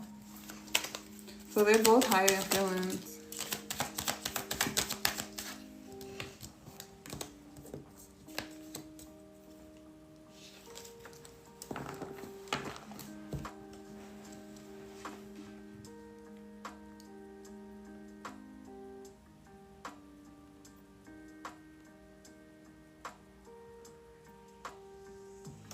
She's also in a place where she feels like she needs to make a decision.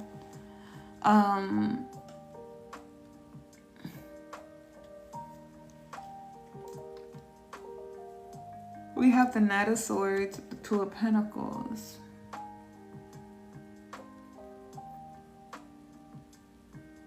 She's trying to make an honest decision. Work? Okay. She's trying to make an honest decision about what she should do. Like if she should end this or if she really wants this to transform.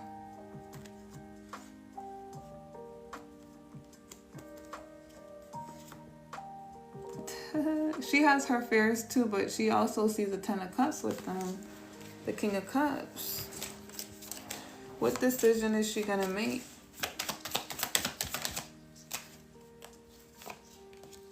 Nine of Pentacles. She's gonna try to remain single. She's gonna remain single. So she's like, I'm gonna grow. I'm gonna build my abundance. I'm gonna focus on my own path. Like, she's trying not to rush into anything else. Thank you, Nisi. So it's not necessarily that she wants to be stuck here waiting for them, but it's more so of like, I think she's trying to get comfortable with being single. Like not having to have a person. Because I feel like she understands what he needs to do, and she supports it. But at the same time, she wants the affection. She wants the love. She wants the attention. And she's like, I'm trying to tame that. I'm trying to tame that desire and give him time to grow. But she's not trying to give him time in the sense of like, she's 100% for sure that they're going to change either. Right? She's like, she just senses it. But she's like, I still have to move on my journey. But I'm not in a rush to be with anybody. I am single. So I feel like she's trying to convince herself, because she's probably the type that when she likes somebody, she naturally just commits to them, even if they're not together. So she's trying not to do that. It's like, let me not feel like I have to give myself to him. Let him work for me. There we go. And that's because she's been learning that lesson. See, that's the divine feminine growing up from a little girl to a woman. See, I want to cry too, you guys.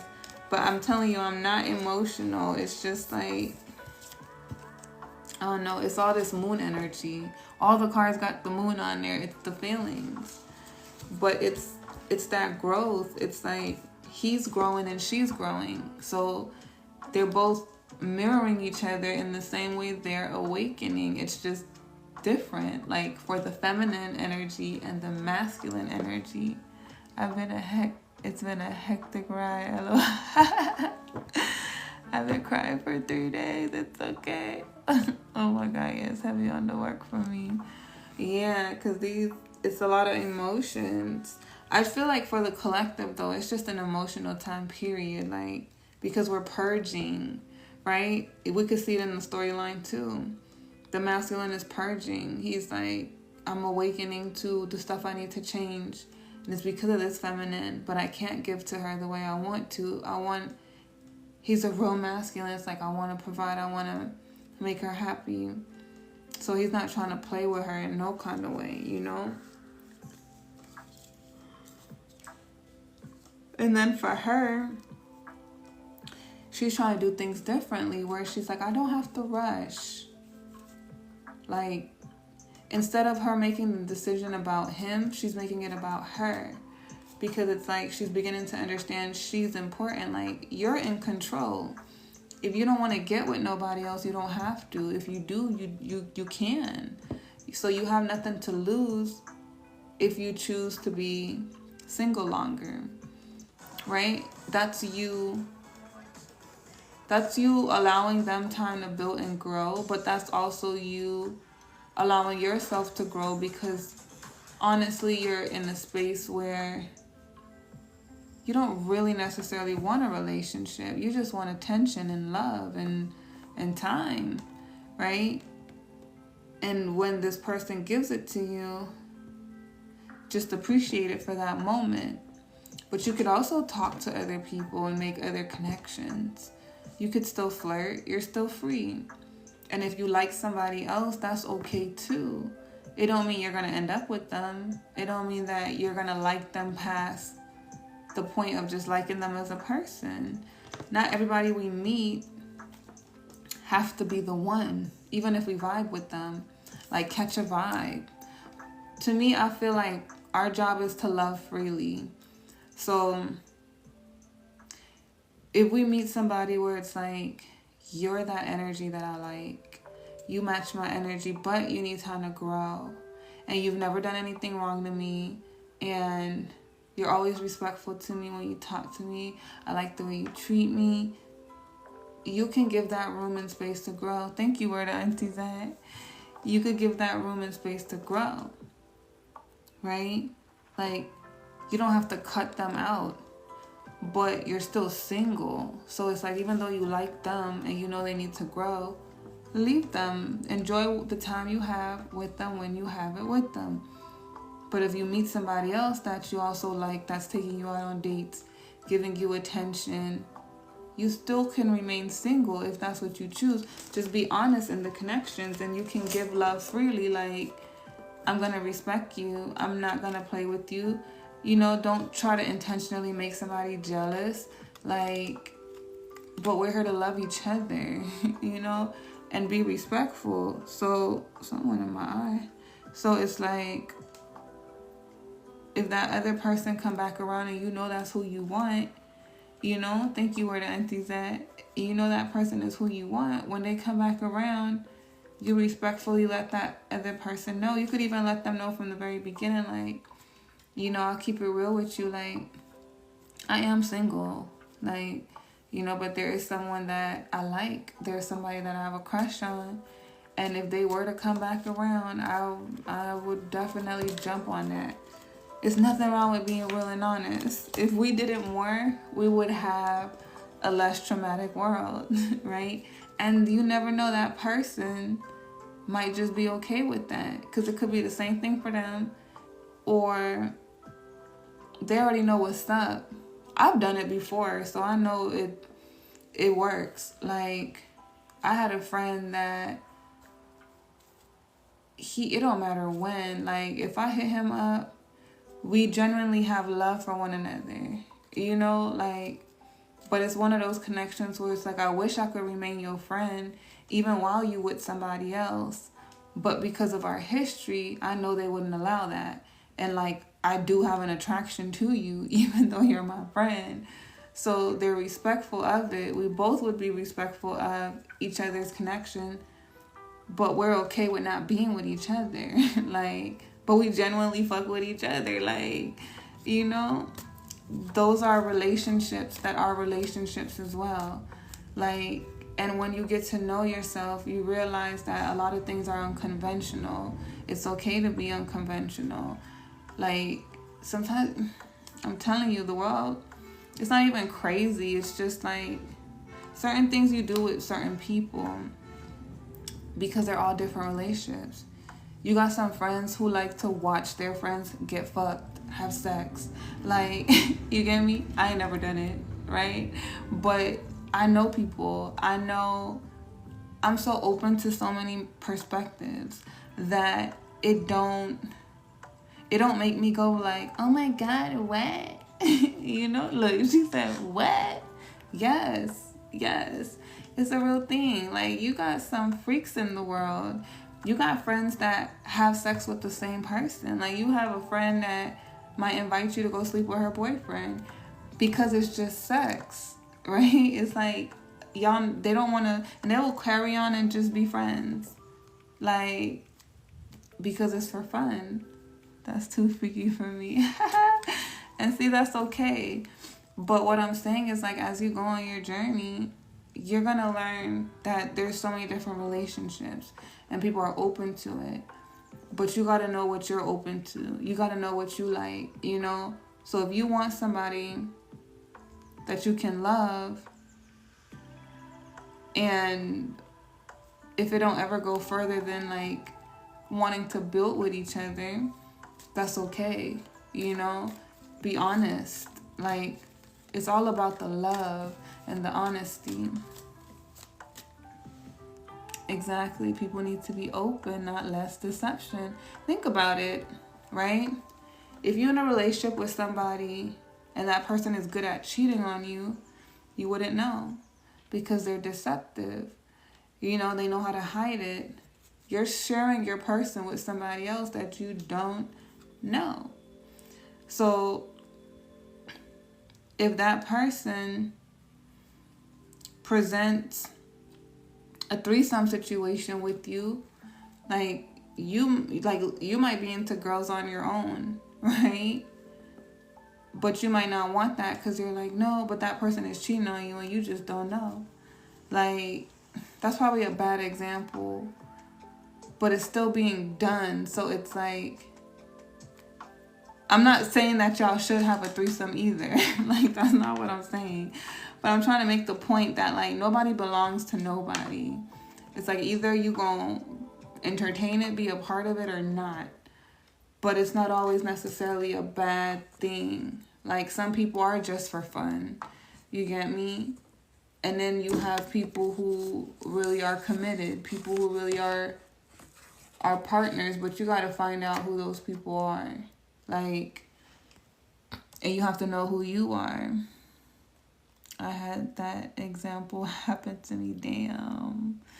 Yeah, like, it gets wild. It gets wild. There's couples that go out and go look for it together. That same friend that I'm talking about that I had, like, he shared so many stories with me of things that he's done. And I remember one time he told me, like, he was one of those that would get invited into the bedroom. And, like, the person didn't want him. Like, it was just pure sexual, and the boyfriend was okay with it. Sometimes the boyfriend would just watch. Like, sexual energy and romantic energy is different. Not just because you like someone sexually don't mean you like them romantically. You guys can understand that to a degree. That's why we have friends with benefit situation, right? Sometimes there is somebody where they're more in love, I guess. It's more one-sided because one person can't just look at it as sexual energy. They look at it as romantic. Like, I have feelings for you. This is why I'm doing it with you. Ugh. Sorry, guys. Hold on. I'll just let it stay off. But then you have that other person who is really just looking at it as sexual energy. It's like, I love having sex with you. Like, oh my God, the chemistry is amazing. But I would never want to build a life with you, right? Like, it doesn't mean that you're less valuable either.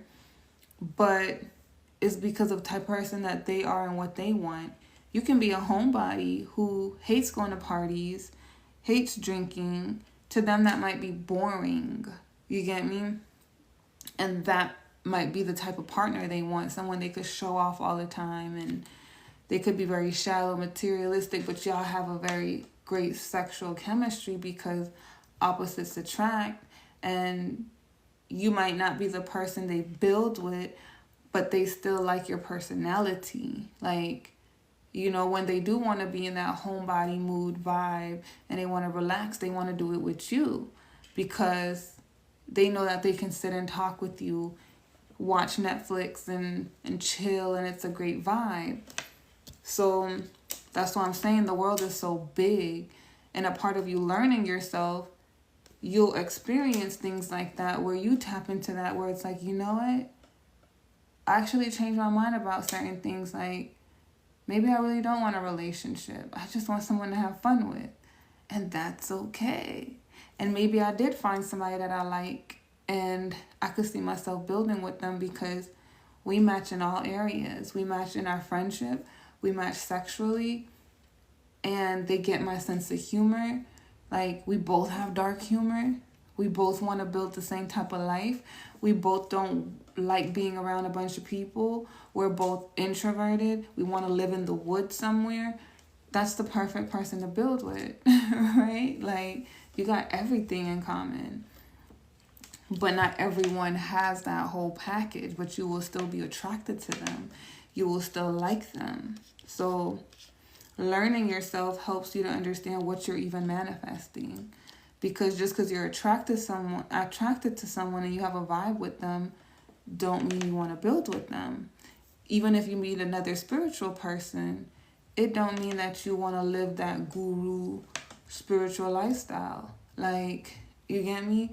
Or if you get with somebody who's dedicated to their spiritual work, you might be a spiritual person as well, but you don't want to do that same work or share your person with that level of dedication to their work. Because one thing with me, it's like, I'm going to need a supportive partner. Like, he doesn't have to be as spiritual as me. We could have different belief systems.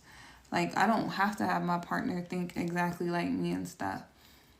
But he's going to have to know that this is what comes with my life. Like, you know, and I'm pretty balanced, so I could give time to connections that are personal, and I could give time to my work. But it's like, I'm still dedicated to it. It's my calling. So he would have to understand that. He can't try to change that about me. But he would have to understand himself. Can I deal with a woman that has to give a lot of her time to work, right? And there are some men who are okay with it because they love it. They're like, look at my girl, she over there getting her shit, like, you know, or he might end up learning some things and he wants to do something with her, like, or they could build something else together. But he understands, he respects it, he supports her, you know?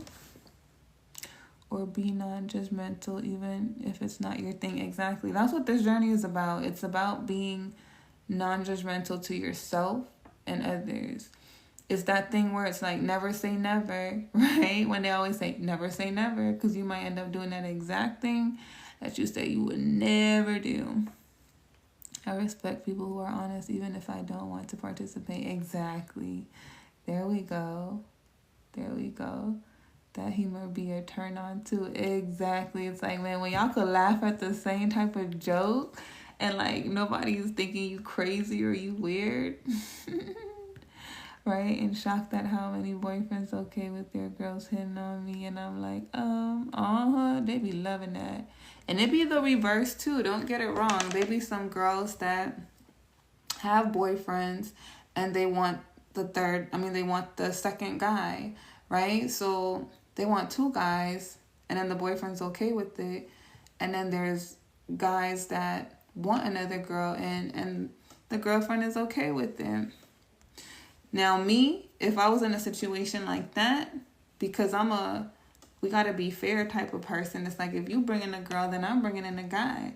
Like, if we're gonna agree to that, because things can get sticky. Right? Even if you're having fun, it is still human nature. What if you have too much fun and then now you might be catching feelings for that person? And now you end up... See, that's why certain things like that I say is for fun.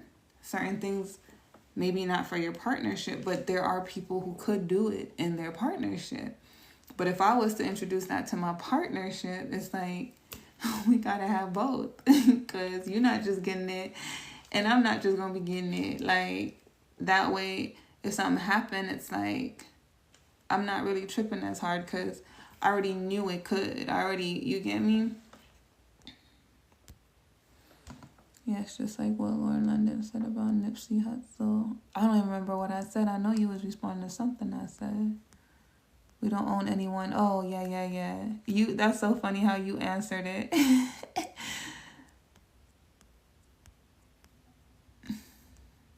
Yeah, it's like, but me, honestly, I wouldn't want to invite that into a connection that I'm serious about, because I wouldn't take that chance with my person. It's human nature. Nothing is guaranteed. Nothing is promised to last forever. So even when you get in a connection with somebody, don't expect it to be forever.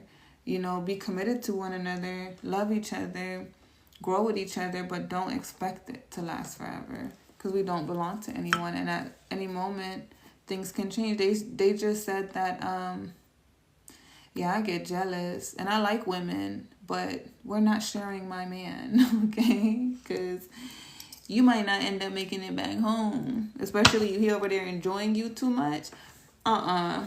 No, ma'am. You're not gonna come in my bedroom and show out. That's my job. Hi, Shayna. Where the aunties at? We're like, no, we're gonna be in competition in that room, and girl, you're not gonna make it home, okay? You're gonna be in a body bag somewhere. So we're not even gonna try it. But honestly, like, that's just be for greedy people. Like,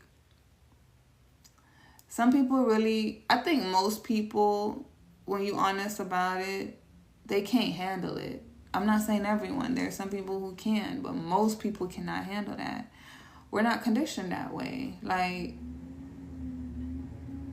to share, I don't think we're supposed to be conditioned that way to share. I think we're supposed to be free and have fun, but when you commit to somebody, that's a different thing. Like, because you could do that right now. When you single, have all the threesomes you want, have all the trains you want, whatever the fuck your desires are. But when you are in a committed relationship, what separates it from being single? You get me? Is the commitment. So be single if you want to do all of that. Don't commit if you want to do that, because I do think it gets sticky. It's hurtful, you know?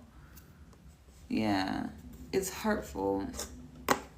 I wouldn't even want to do my man like that. Like, because then what if I accidentally moan louder with the other person than I do with him? And then now it's like, oh, now he taking somebody's life too. Like, man, if he anything like me, he gonna go crazy.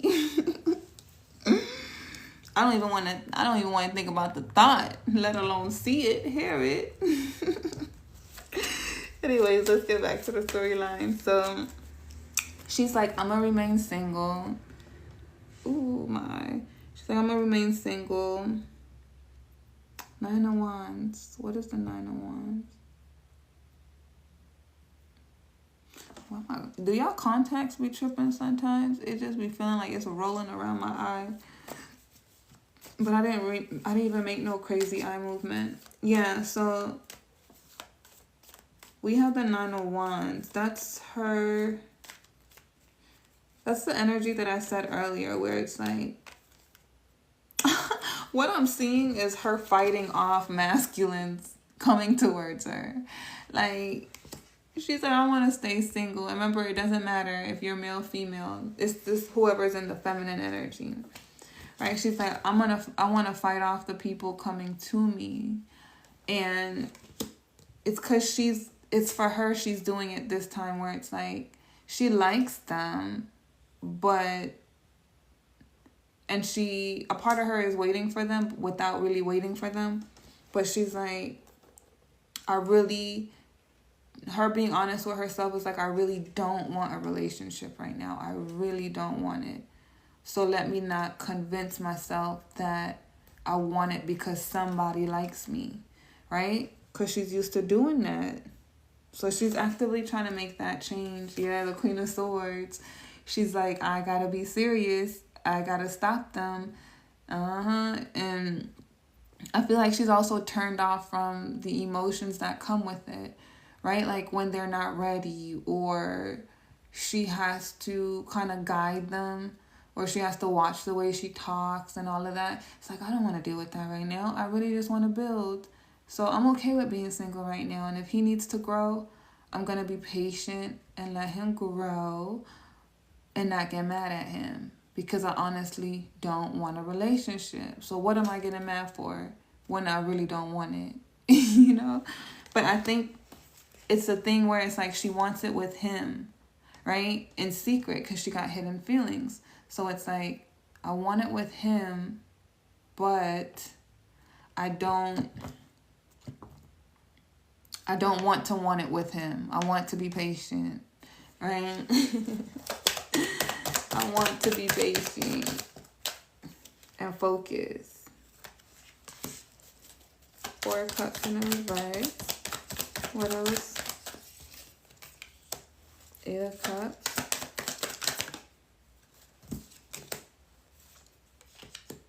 Nice. So now we have them.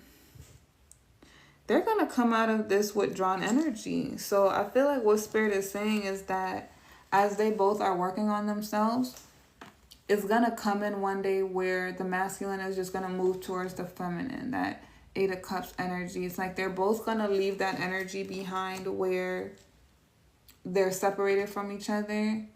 And they're going to move towards the direction of growing the connection. They'll both be ready for it when it's presented to them again.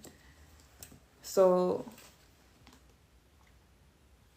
I feel like they're going to both grow through that lack energy of feeling left out or feeling isolated from one another, because I think it gets lonely. They feel the loneliness too. They're just trying to be smart about the situation.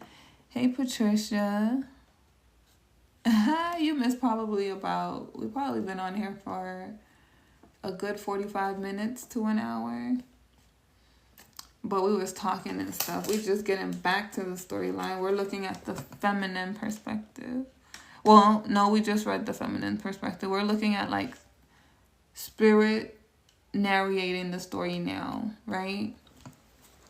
Where they're both gonna kind of move in that direction of healing the connection. So if they're in separation right now, if they're not talking or if they're not talking as much, things have changed.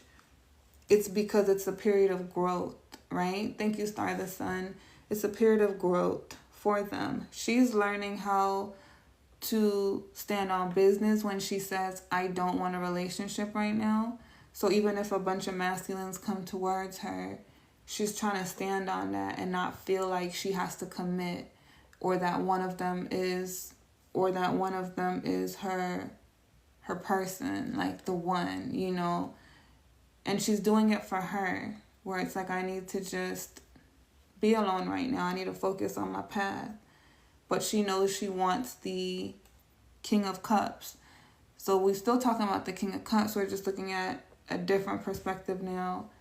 I'm going to upload it. So if you watch the beginning of this one, you'll see their perspective. It's another a perspective of like how they thought this whole thing would play out, or how they wanted to play out. But what it ended up being is that they're both kind of mirroring each other with the same energy, where they're awakening because of her. She's the type of woman that they would want, but they don't feel ready for her because they're realizing they were lollygagging. They were wasting time doing other things. If they were dealing with somebody in the past, they're also comparing it like, this is a real feminine, this was a toxic feminine, and it's like they want to go towards that direction, but they're still in the place where they have to make that decision because they're awakening to it, the changes they need to make. So it's a lot of discipline, it's a lot of awareness is what's coming up for them. For her, the way she's mirroring it is that she needs to remain single. Even if she wants them to not have that codependency of like, oh, this got to be my person, or this has to happen right now, or it doesn't happen at all.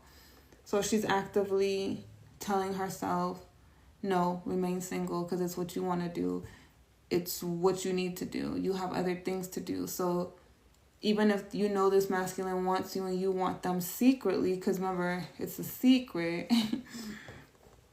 give them time to grow because you know they need time to grow. But it don't mean you have to wait on them because you're single, you're free, you could do what you want. You could flirt, you could meet other people, whatever, and have a good time when you feel like it. But what you really want is to be single. So be single. You can still give love. You can still date. You can still have a good time, but don't get distracted from the fact that you want to be single. So it's like she has to fight herself that, right? Like, oh, they didn't text me today. Let me not overthink it. Let me not get mad. Because I got stuff to do anyways. Okay. Woosah. Calm myself down. Oh my God, it's been 2 days. They still ain't text me back. Oh, okay. Calm down. You want to be single anyway. So she's like a crazy person right now, right? It's been a week. What the fuck? Okay, I'm done with this nigga. I'm cutting him off. Then he texts her. And then she's like, oh, I was tripping. They still like me. And then everything goes out the window, right? And now she's like cool because she's like, oh, they finally text me and they weren't mad at me or they weren't with somebody else because I feel the energy. We good. She's crazy. So she's working on that where she's like, let me stop jumping to conclusions. Let me stop getting mad because I want to be single anyways. So it's like she got to remind herself she wants to be single. Text me and I'm like, wait, I wasn't ready. That is so funny. Y'all funny. So, yeah, that's what the universe is saying. They're going to come towards her. So she just need to do her thing. When they hit her up, enjoy it. You know, respond to them. And when they stop, don't overthink it. Let them do what they doing. Like I said, if you want to go on dates, go on dates. Do your thing. Like, it don't mean you're going to fall in love with that person. But you're allowed to have fun. You know? What else, Holy Spirit, angel guides? Why is the 3 of Swords here?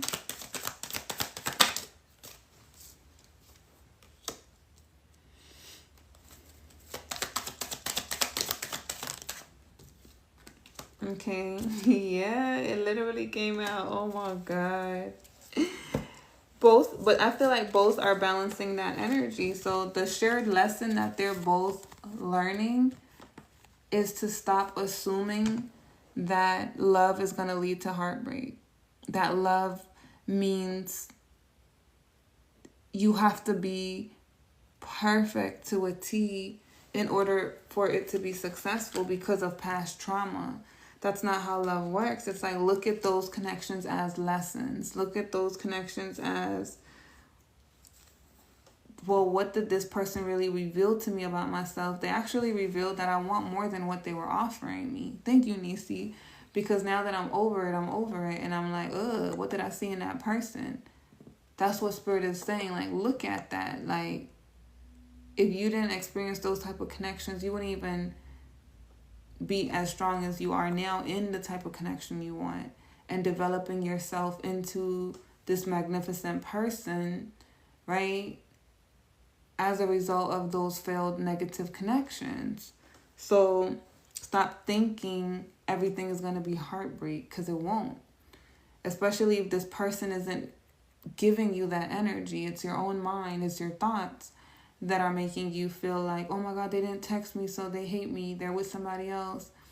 When they really are tired, or they're trying to gather themselves together because they don't want to mess up how they handle this situation, because they're not ready, but they want it, but they're still gaining clarity about it. So they have to go on a whole journey, not just in love, but fixing themselves to get ready for it. Just like she's not really ready for it, but she wants the attention, time. You get me? So both need to balance that energy, right? So on the board we have Libra energy, Virgo energy, Cancer energy, Aquarius,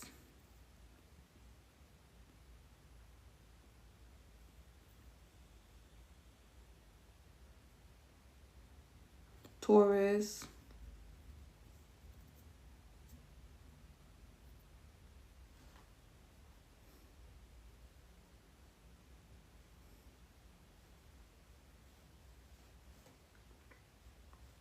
Cancer again.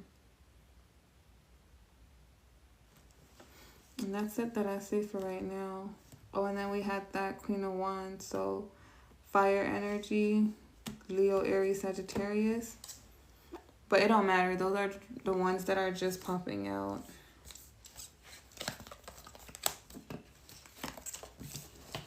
Yeah, so that's the advice. That's where we're going to stop. Because both of them, it feels like both of them are subconsciously learning through the connection.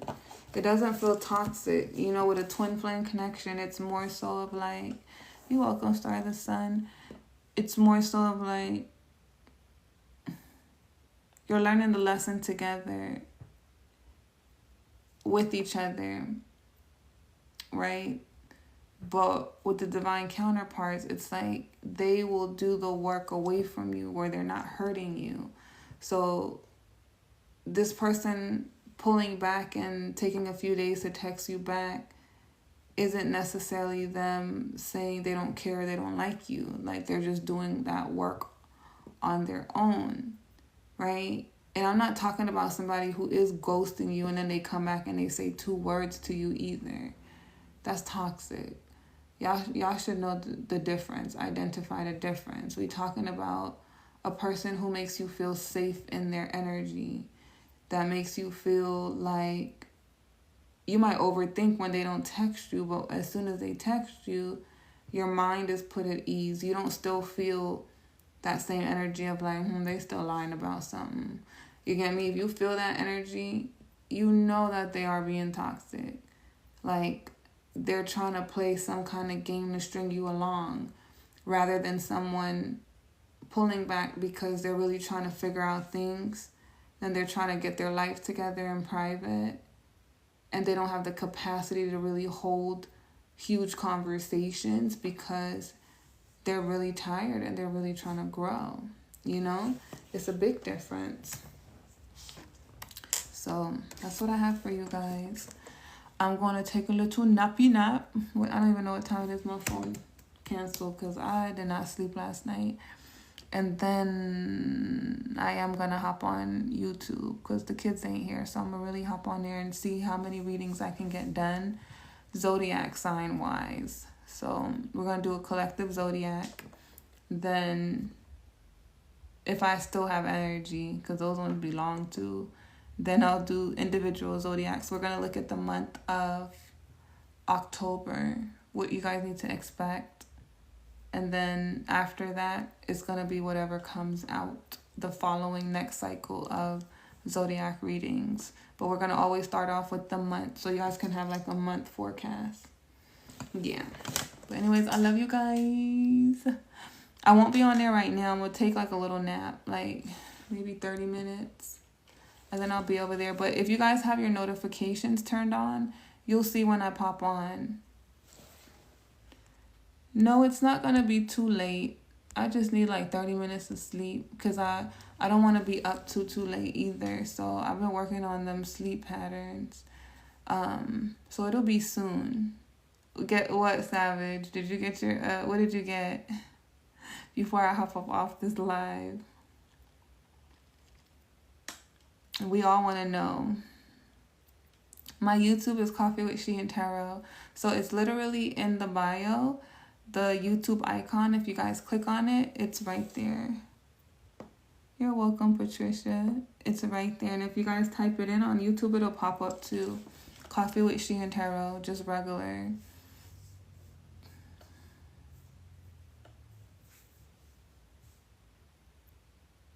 Thank you, Madasi. Madasipa. What does that mean? Madasipa. Yo, dude told me to come back in an hour and a half. They close at 8. I got there at 7:30. God damn.